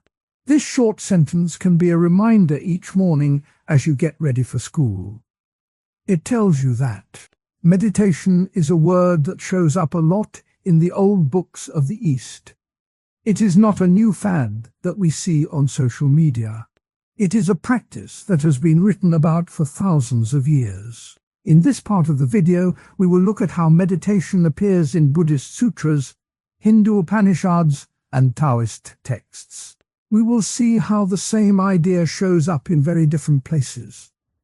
We will hear what the Buddha said, what Patanjali wrote, and what Thich Nhat Hanh taught. We will also hear stories about the first recorded meditation retreat in ancient India and how mindfulness has moved into modern schools. We will hear two common doubts about meditation: that it is just a trend and that it can be used for control. By the end, you should have a clear picture of how meditation lives in scripture and in everyday life. Let us start with a simple picture. Imagine you are washing dishes after dinner. The water is warm, the plates are clinking, the soap bubbles rise. Your mind often jumps to tomorrow's meeting or a text you missed. If you bring your attention to the feeling of the water on your hands, you stay present. You notice the scent of the soap, the sound of the plates, the temperature of the water. That is a tiny form of meditation. It is not a special pose or a long silence. It is simply paying attention to what is happening right now. Now picture a walk in the park. You hear birds, you feel a breeze, you see leaves moving. You could let your thoughts drift, or you could notice each step, each breath, each sound. When you do that, you are practicing mindfulness. This kind of simple, everyday attention is what the ancient writers called mindful awareness or clear seeing. They wrote it down as a way to calm the mind and see reality more clearly. In Buddhism, the most famous guide to this practice is the Satipatthana Sutta. The name means the foundations of mindfulness. In this text, the Buddha tells his followers to watch the body, feelings, mind, and mental objects. He says that by keeping a steady watch, we can see the true nature of things. A short line from the sutta reads, "When one dwells observing the breath, the mind becomes calm." The word breath is used over and over because breathing is easy to notice. The Buddha also gave a longer guide called the Anapanasati Sutta, which means mindfulness of breathing. In that talk he says, breathing in, I know I am breathing in. Breathing out, I know I am breathing out. This simple phrasing invites the listener to keep the mind on the rise and fall of each breath. The practice is meant to calm the restless thoughts and bring insight. The Buddha lived about 2,500 years ago in what is now northern India. He taught that all suffering comes from craving and ignorance. He said that by seeing how the mind works, we can let go of craving. The meditation he taught was a tool for that seeing. He did not ask his followers to become monks only. He said that anyone can sit and watch the breath, even a farmer in the fields. That is why the practice appears in many different cultures. In the Hindu tradition, the Upanishads are the oldest texts that talk about meditation. The word Upanishad means sitting down near, as if a student sits close to a teacher. The Mandukya Upanishad, for example, talks about the four states of consciousness: waking, dreaming, deep sleep, and a fourth state called turiya. It says that the mind must become still so that the true self can be known. A line from the text reads, "When the mind is still, the self shines like a lamp." The image of a lamp is easy to picture. When the lamp is not flickering, the light is clear. The same idea is used for the mind. Another Upanishad, the Katha Upanishad, tells a story of a boy named Nachiketa, who asks the god of death about the secret of the soul. The god tells him that the secret is found by quieting the mind. He says, when the mind is not moving, the self is seen. This is a very direct way of saying that meditation is the key to self-knowledge. The Upanishads often link meditation with the word yoga. In Sanskrit, yoga means union. It is the joining of the personal mind with the deeper reality. The practice is not only about sitting, it is about living with awareness. In Taoism, the classic text is the Tao Te Ching, written by Lao Tzu. The Tao Te Ching does not give a step-by-step guide, but it does speak about stillness. One short verse says, "By staying quiet, we become aware of the flow." The idea is that when we stop forcing and start listening, we see the natural order. The Zhuangzi, another Taoist work, tells a story of a man who sits by a river and watches the water.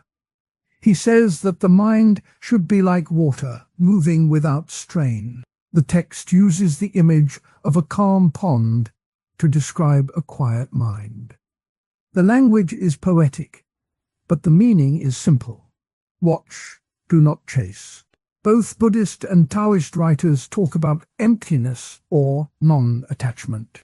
In Buddhism, emptiness means that things do not have an unchanging core. In Taoism, non-attachment means that we should not cling to fixed ideas. The practice of meditation helps us see this directly. When we sit and watch the breath, we notice that thoughts appear and disappear. They are not solid blocks. This direct experience is what the ancient writers wanted us to have. Now let us meet some key figures who helped shape the practice. The Buddha, as we have seen, gave the first clear instructions. He taught the Four Noble Truths and the Eightfold Path. Meditation is a part of the path. He said that mindfulness is the right effort and right concentration. Those are two of the 8 steps. By keeping effort steady and concentration deep, we can move toward freedom. A few centuries after the Buddha, a sage named Patanjali wrote the Yoga Sutras. The Yoga Sutras are a short collection of 96 aphorisms. The first line says, "Yoga is the stilling of the fluctuations of the mind." The word fluctuations means the constant changes of thoughts, feelings, and desires. Patanjali's work is a bridge between the Hindu Upanishads and later Buddhist practice. He organized meditation into stages: concentration, meditation, and absorption. He also gave ethical guidelines called the yamas and niyamas, which are about how we treat others and ourselves. The idea is that a calm mind needs a calm life. In the modern era, a Vietnamese monk named Thich Nhat Hanh brought these ancient ideas into everyday language. He taught that mindfulness can be practiced while we do ordinary tasks. He often said, "Mindfulness is the energy that helps us recognize the conditions of happiness that are already present in our lives." He wrote many books that use simple stories, like a child eating a piece of fruit and feeling the taste fully. He also created walking meditation, where each step is taken with full attention. His style is gentle and fits well with the calm tone we want. There is a story about the first recorded meditation retreat in ancient India. The tale comes from the Buddhist chronicles. After the Buddha's enlightenment, he spent many months alone under the Bodhi tree. He then gathered his first group of followers in the deer park at Sarnath. They sat together for a period of 7 days, each day rising before dawn, sitting in silence, and keeping the breath steady. This gathering is often called the first Sangha retreat. The monks stayed in simple huts, ate only 1 meal a day, and spent the rest of the time in meditation. The record says they sat in stillness, and the forest was calm. This early retreat set a pattern for later monastic communities. It shows that meditation was not just a private hobby, but a shared practice that shaped a whole way of life. From those early gatherings, the practice spread across Asia. In China, monks brought Buddhist meditation to the Shaolin Temple. In Japan, Zen masters refined sitting meditation called Zazen.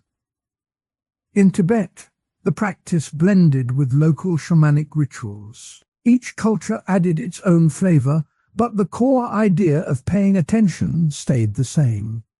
In the 20th century, the practice moved beyond the monastery walls. A man named John Kabat-Zinn, a scientist and teacher, created a program called mindfulness-based stress reduction, or MBSR. He took the ancient instructions and put them into a format that could be taught in a university classroom. He used the same breathing focus from the Anapanasati Sutta, but he added a short body scan that goes from the toes to the head. He also added gentle yoga stretches. The program was first offered at the University of Massachusetts Medical School in 1979. Since then, it has spread to hospitals, prisons, and schools. In many schools today, children practice a 5-minute breathing exercise before class. Teachers report that the students are calmer and can focus better. One study from a public school in California showed that after 8 weeks of mindfulness practice, reading scores improved by 10%. The teachers said that the children were less likely to act out. This shows a real-world application of the ancient scripts. The practice that once lived in a forest hut now lives in a classroom. Modern scientists also study the brain changes that happen during meditation. They use tools like MRI to see how the brain's attention network becomes stronger. One researcher, Richard Davidson, found that long-term meditators have more activity in the part of the brain that controls emotion. He says that the ancient texts were right when they claimed that meditation can change how we feel. The science does not replace the old stories, but it gives a new language to describe them. Now, let us hear some direct quotes from the primary sources. From the Buddha we have, "All that we are is the result of what we have thought. The mind is everything. What we think, we become." This line ties thought, meditation, and identity together. From the Patanjali Yoga Sutras we have, "When the mind is still, the self shines like a lamp." This mirrors the Upanishadic line about the lamp. From the Tao Te Ching we have, "By staying quiet, we become aware of the flow." This reminds us that stillness is a way to see the world. From Thich Nhat Hanh we have, "When you love someone, the best thing you can offer is your presence."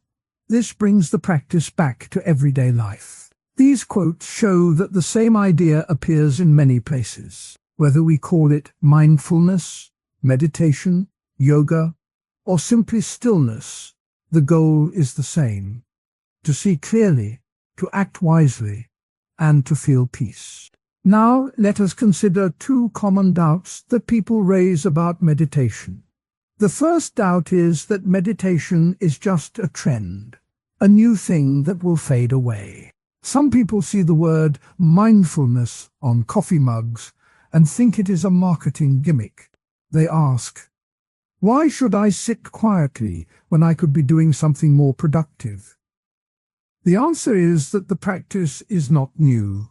It has survived for millennia because it works. The Buddha, Patanjali, and Laozi all taught it because they saw its value. When a practice lasts for thousands of years, it is unlikely to be a passing fad. Moreover, the modern research shows measurable benefits. The trend label does not erase the fact that the brain changes in a positive way. The trend may have helped bring the practice into wider view, but the core method remains the same. The second doubt is that meditation can be used for control. Some critics point to corporate mindfulness programs that promise higher productivity.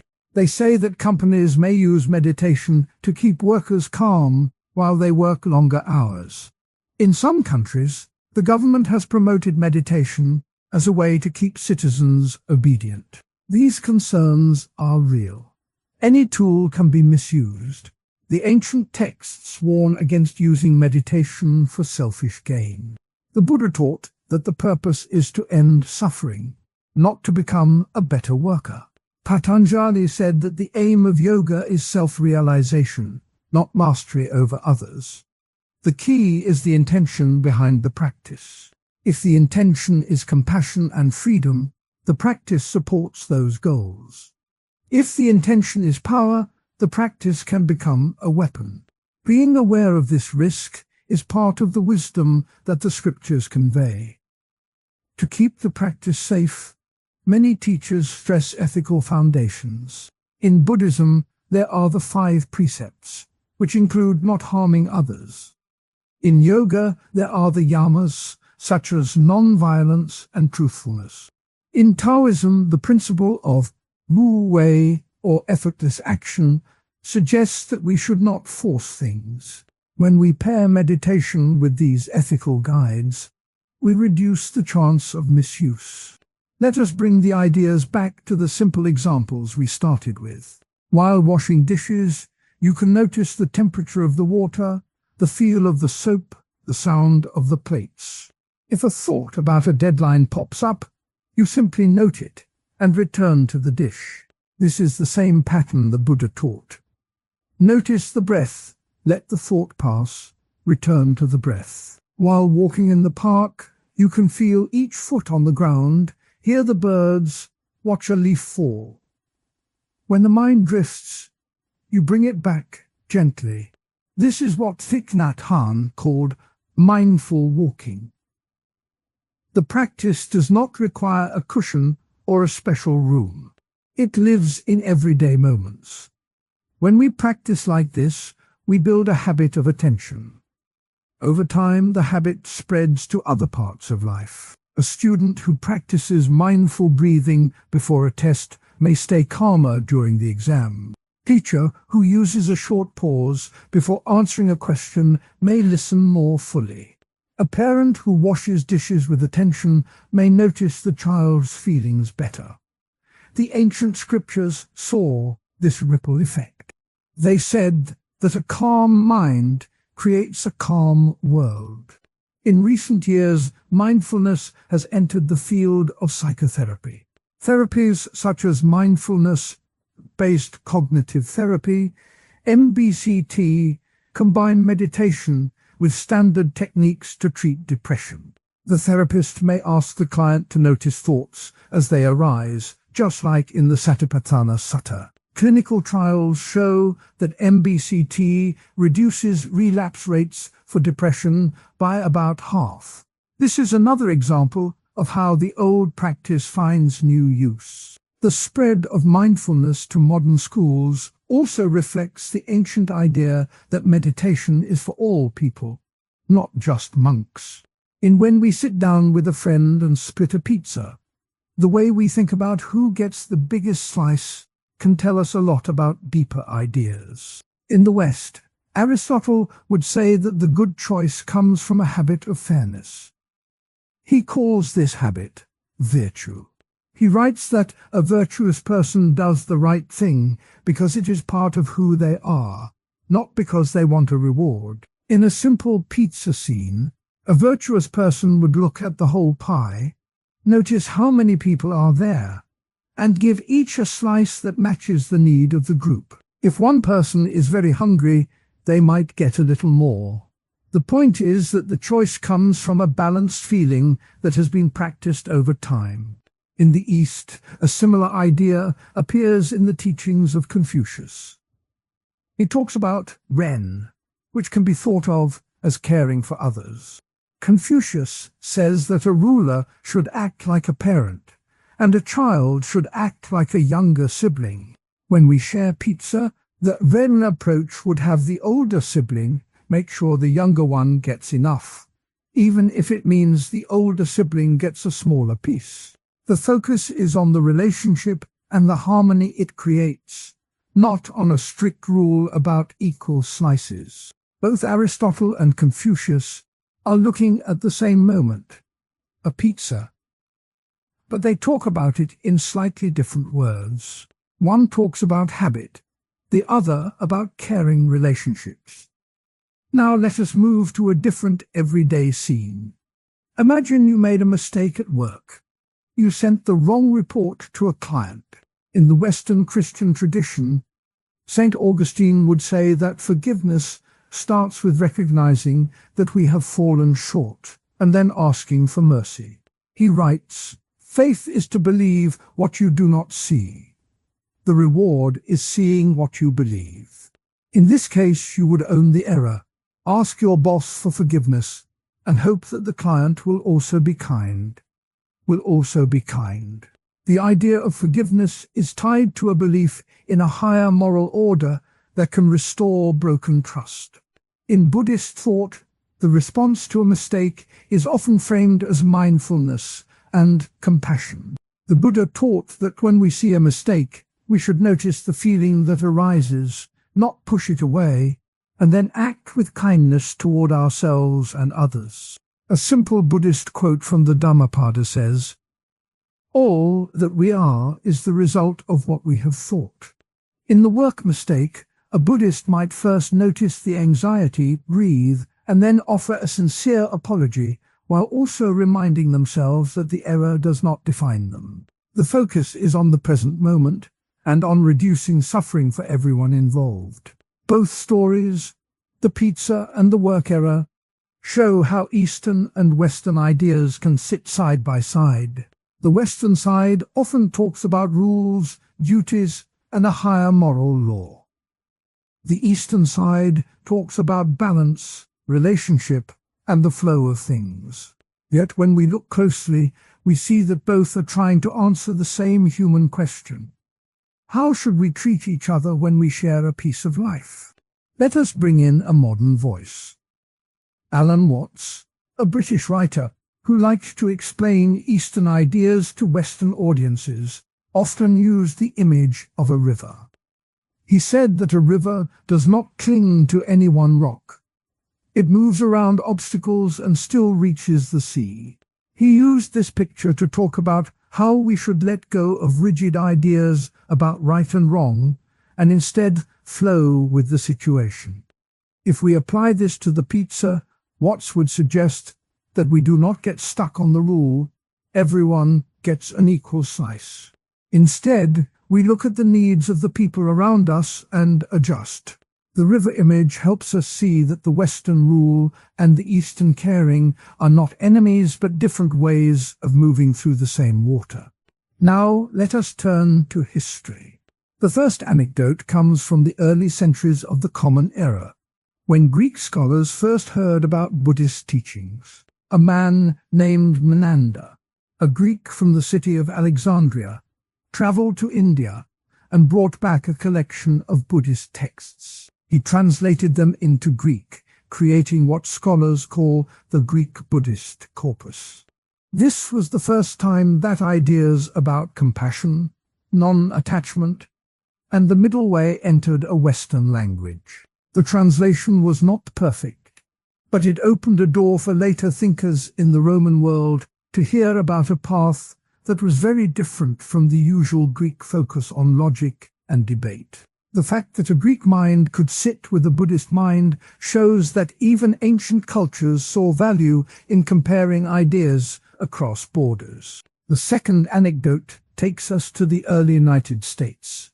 In the late 1700s, a group of American educators looked to China for ideas about how to raise good citizens.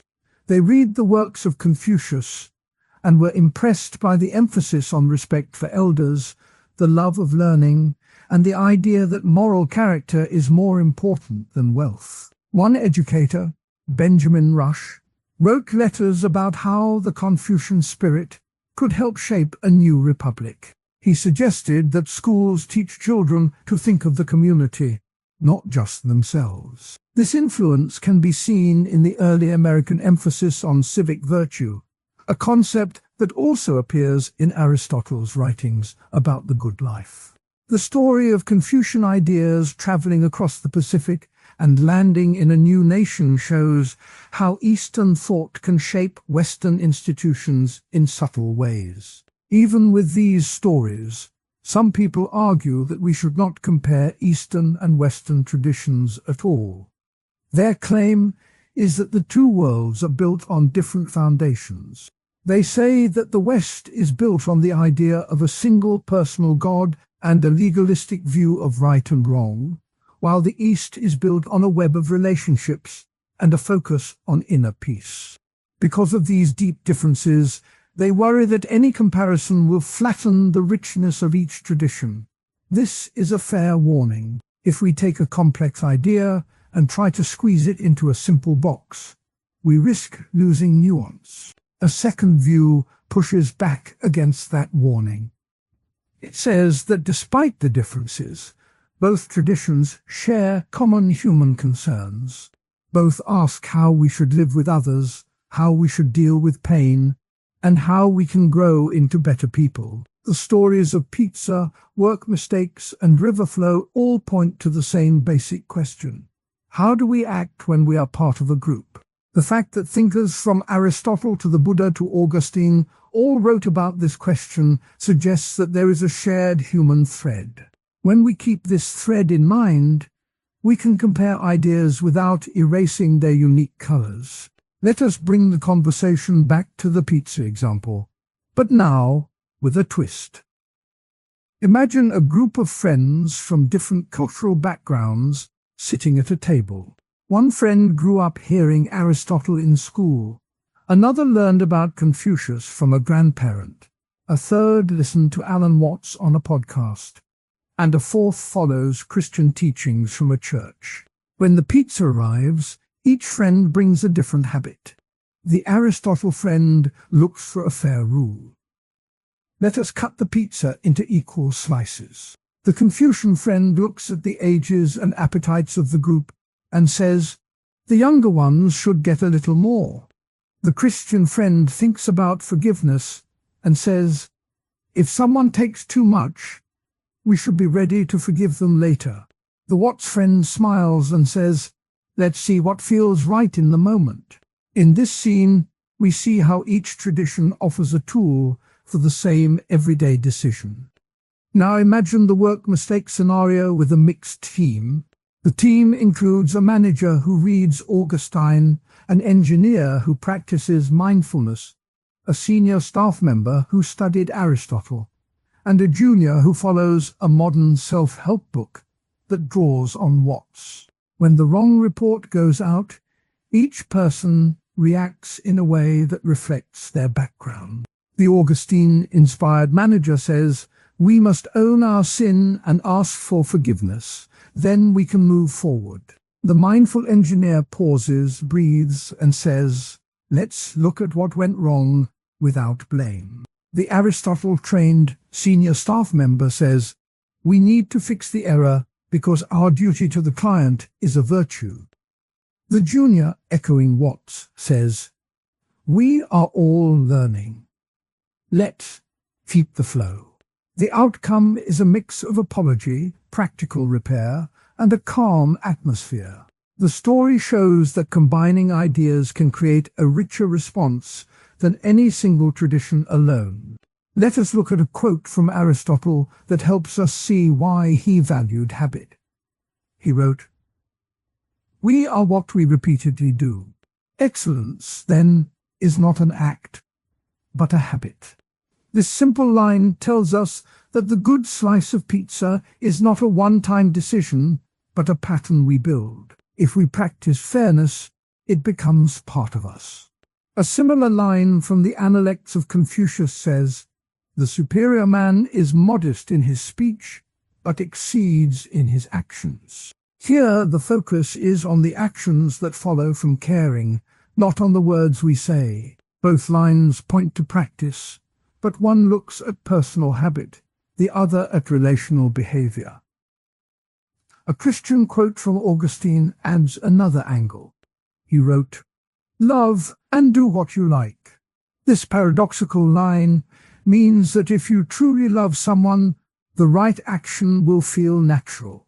In the pizza case, love would guide you to give enough to the hungry friend without needing a rule. In the work mistake case, love would push you to repair the damage quickly because you care about the client's trust. Augustine's idea of love, as a guide, sits next to the Buddhist idea of compassion, which says, When you see a suffering being, feel a wish to relieve it.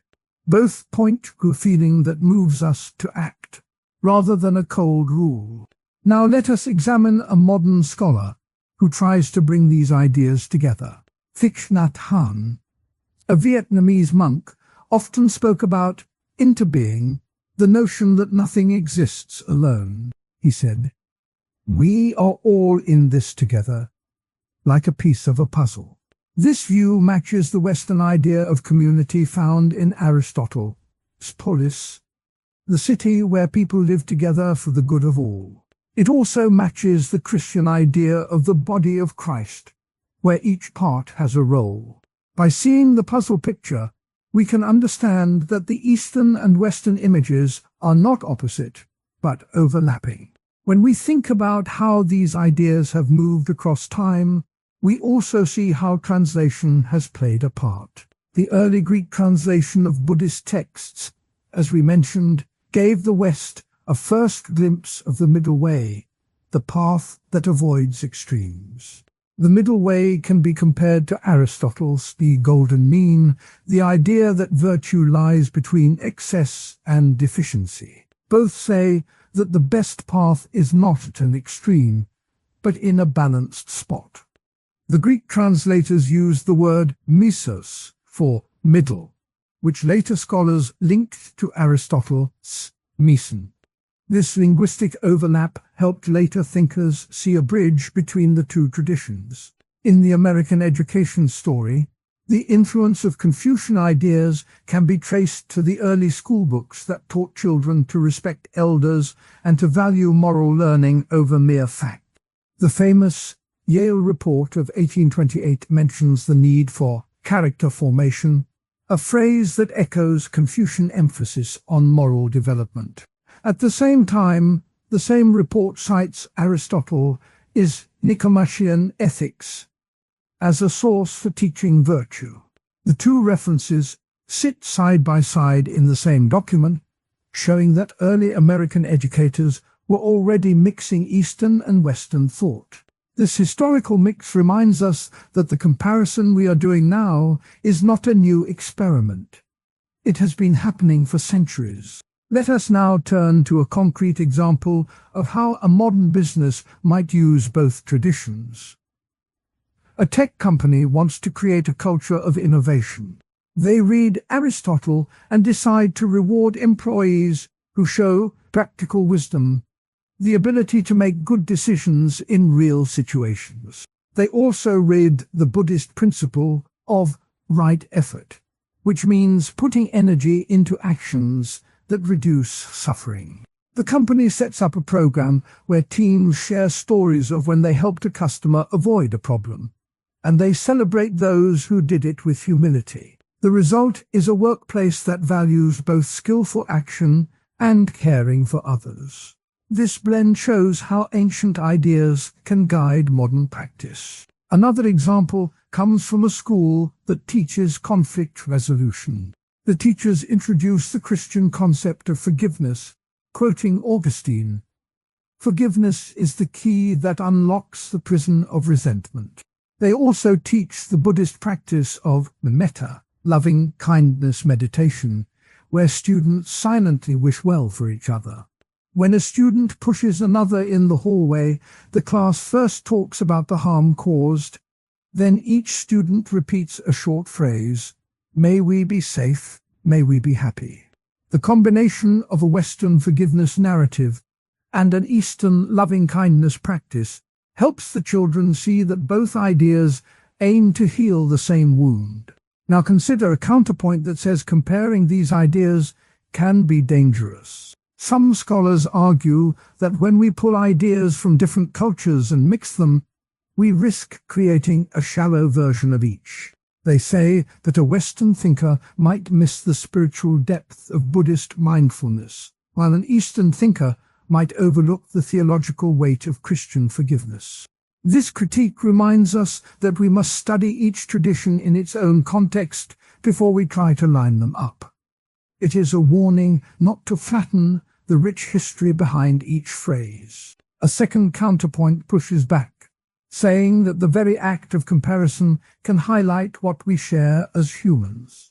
It points out that all cultures have stories about how to treat a neighbor, how to fix a mistake, and how to grow as a person. By putting these stories side by side, we can learn new ways to solve old problems. The counterpoint argues that the risk of flattening is outweighed by the benefit of seeing a common human thread. When we see that Aristotle's golden mean and the Buddhist middle way both warn against extremes, we can feel more confident that we are on the right track. Let us bring in a quote from Alan Watts that sums up this balancing act. He said, "The meaning of life is just to be alive. It is so plain and so obvious and so simple that we can't help but smile."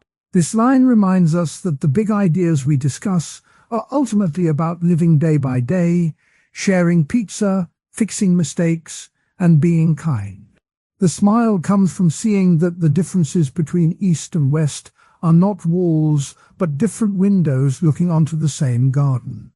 To close the comparison, let us imagine a future classroom where students learn both Aristotle and the Dhammapada side by side.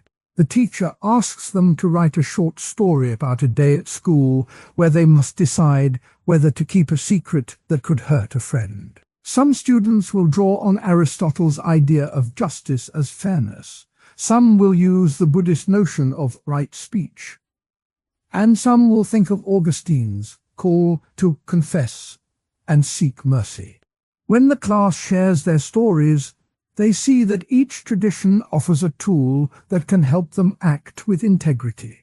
The lesson is that the tools are many, but the goal, a life that reduces suffering and builds trust, is shared. In the end, the pizza, the work mistake, the ancient translations, and the early school books all point to a simple truth. People everywhere have tried to answer the question of how to live well with each other.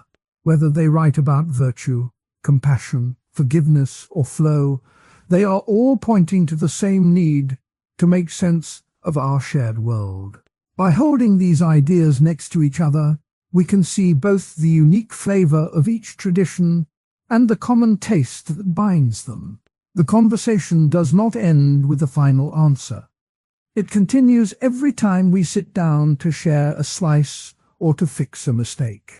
It is in those everyday moments that philosophy becomes alive, and that is why we keep comparing, learning, and growing together. When you open a meditation app on your phone, you probably see a gentle timer that counts down a few minutes of quiet breathing. You tap start, you sit, you watch the circle shrink, and you feel a little less rushed.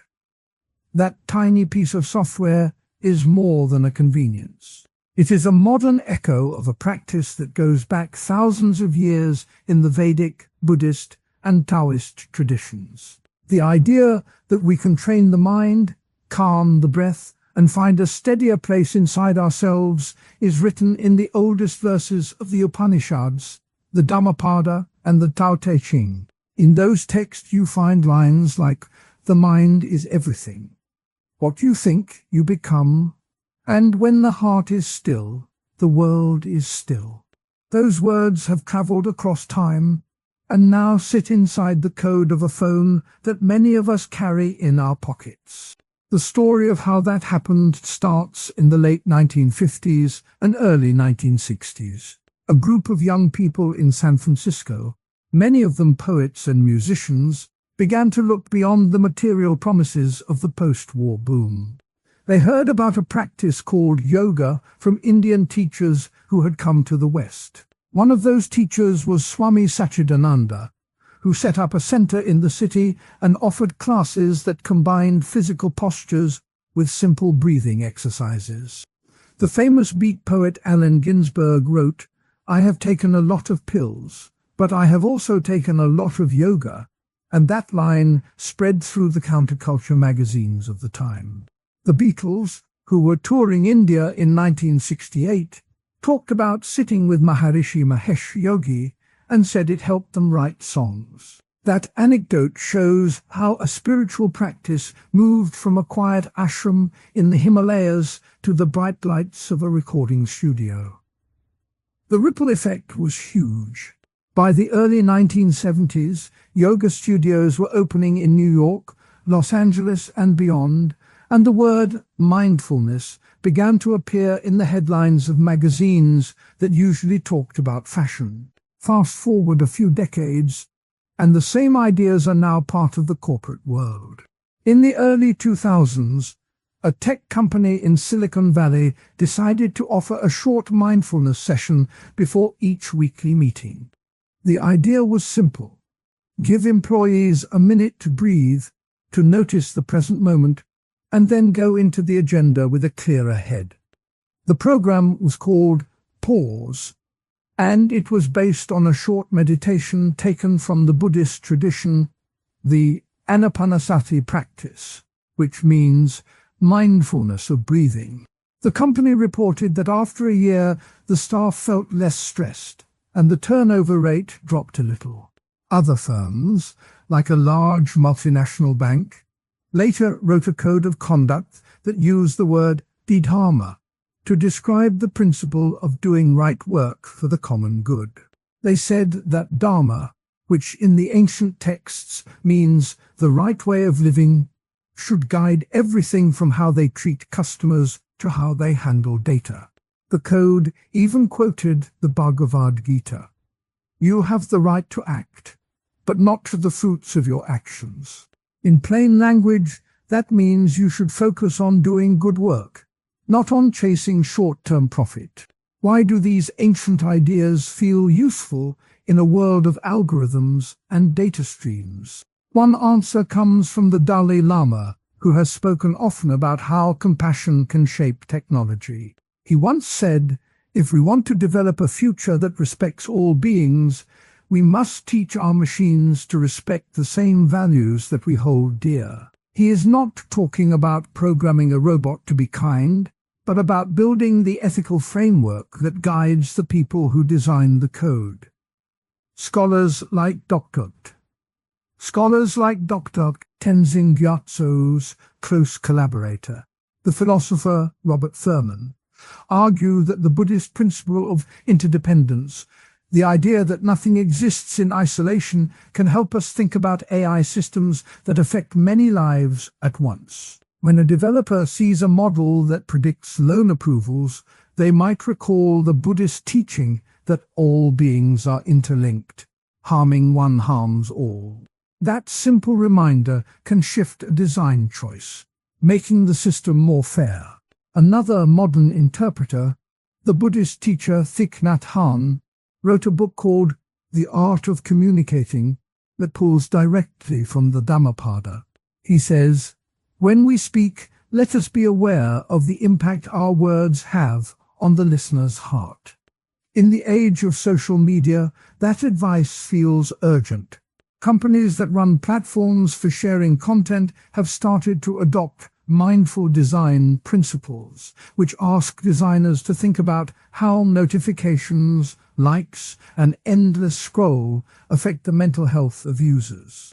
The idea is that a design that respects the user's attention is a form of modern Dharma. In this way, the ancient call to protect the mind from harmful influences has been turned into a set of guidelines for user experience designers. Of course, not everyone thinks the modern use of these teachings is a good thing. One common worry is that when yoga, meditation, and Dharma become brand names, they lose their deeper meaning. Critics point out that a meditation timer that costs $10 and flashes a bright logo is far removed from the quiet caves where monks once sat in silence for years. They say that the commercial packaging can turn a profound practice into a quick fix, a way to sell a product rather than a path to inner growth. In the words of the Chinese philosopher Zhuangzi, the true man does not hold to a name, he follows the way. When the name becomes the product, the way can be forgotten. Some scholars, like the sociologist Arjun Appadurai, have written about the commodification of the sacred, meaning that when a spiritual practice is turned into a marketable item, its original purpose can be diluted. This criticism is not just about money. It is about the risk that people may think a 5-minute app replaces years of disciplined practice. A second counter-argument pushes back against that worry. It says that ancient texts still have a lot to teach us about how to live together, even in a high-tech world. The philosopher Martha Nussbaum, though not an Eastern thinker herself, often cites the Confucian idea of Ren, which means humane concern for others. She argues that such ideas can shape public policy on everything from healthcare to environmental protection. In the same vein, the Indian scholar B.R. Ambedkar used the ideas from the Upanishads to argue for social justice in the Indian constitution. Those examples show that the old ideas can be taken seriously in law and policy, not just as a brand. When a city council looks at the idea of ahimsa, the principle of non-violence from Jainism and Buddhism, they can decide to create more pedestrian zones, reducing traffic accidents and pollution. That is a concrete way an ancient teaching can guide a modern decision. Let's look at a concrete example of how a company used the idea of Dharma in a policy. In 2018, a large software firm announced a responsible AI charter. The charter listed 4 pillars: fairness, transparency, accountability, and benefit to humanity. The last pillar was directly inspired by the Buddhist teaching that all actions should aim to reduce suffering. The company quoted the Dhammapada: "All tremble at violence, all fear death. Seeing this, the wise do not kill or cause harm." The charter required that any AI system that could affect a large number of people be reviewed by an ethics board that included not only engineers, but also a monk and a social scientist. The board's job was to ask, does this system respect the well-being of all? The firm reported that after the charter was adopted, they delayed the launch of a facial recognition feature that could have been used for mass surveillance, because the board felt it conflicted with the principle of non-harm. That story shows how a line from an ancient text can become a real checkpoint in a modern product rollout. Another example comes from the health tech world. A startup that builds a wearable device for stress monitoring decided to embed a short daily reminder taken from the Yoga Sutras. Yoga is the stilling of the mind. The device not only tracks heart rate, but also prompts the user to pause and breathe for a minute. The company measured that users who followed the prompt reported lower anxiety scores after 3 weeks. The founder said, "We wanted to bring the wisdom of the sutras into a format that fits a busy life." By linking a simple practice to a modern health metric, the startup turned an ancient insight into a measurable benefit. These stories illustrate how the old teachings are being reinterpreted for today's needs.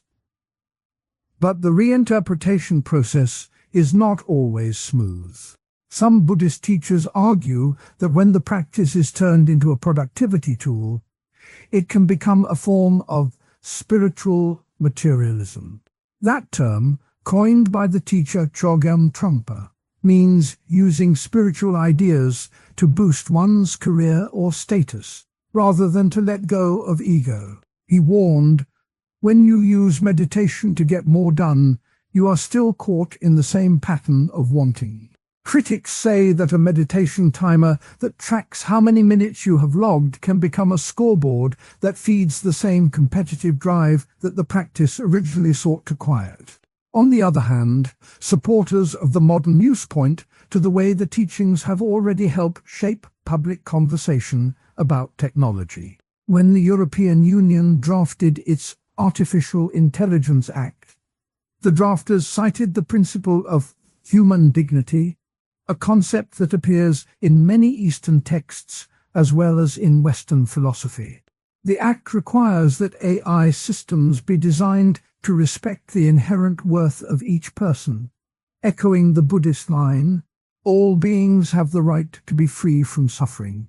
In this sense, the ancient idea has helped create a legal standard that protects people from harmful uses of technology. A useful analogy can help us see why the old ideas still matter.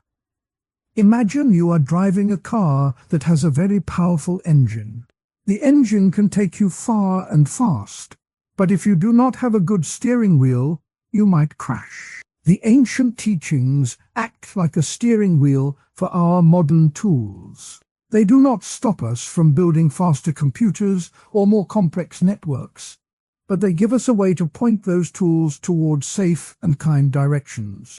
Just as a driver checks the mirrors before changing lanes, a developer can check the ancient wisdom before releasing a new feature.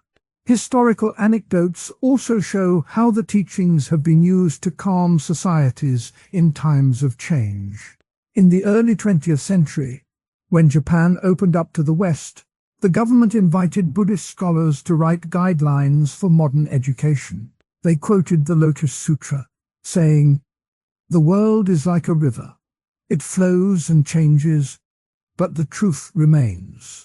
That helped shape a curriculum that blended scientific study with moral reflection. Similarly, in the 1970s, when the United States faced a wave of social unrest, a group of teachers introduced mindful listening into schools. They used a short passage from the Tao Te Ching. "When you are content, you are rich." The practice helps students calm down after heated debates, showing that a line from an ancient poet could still work in a modern classroom.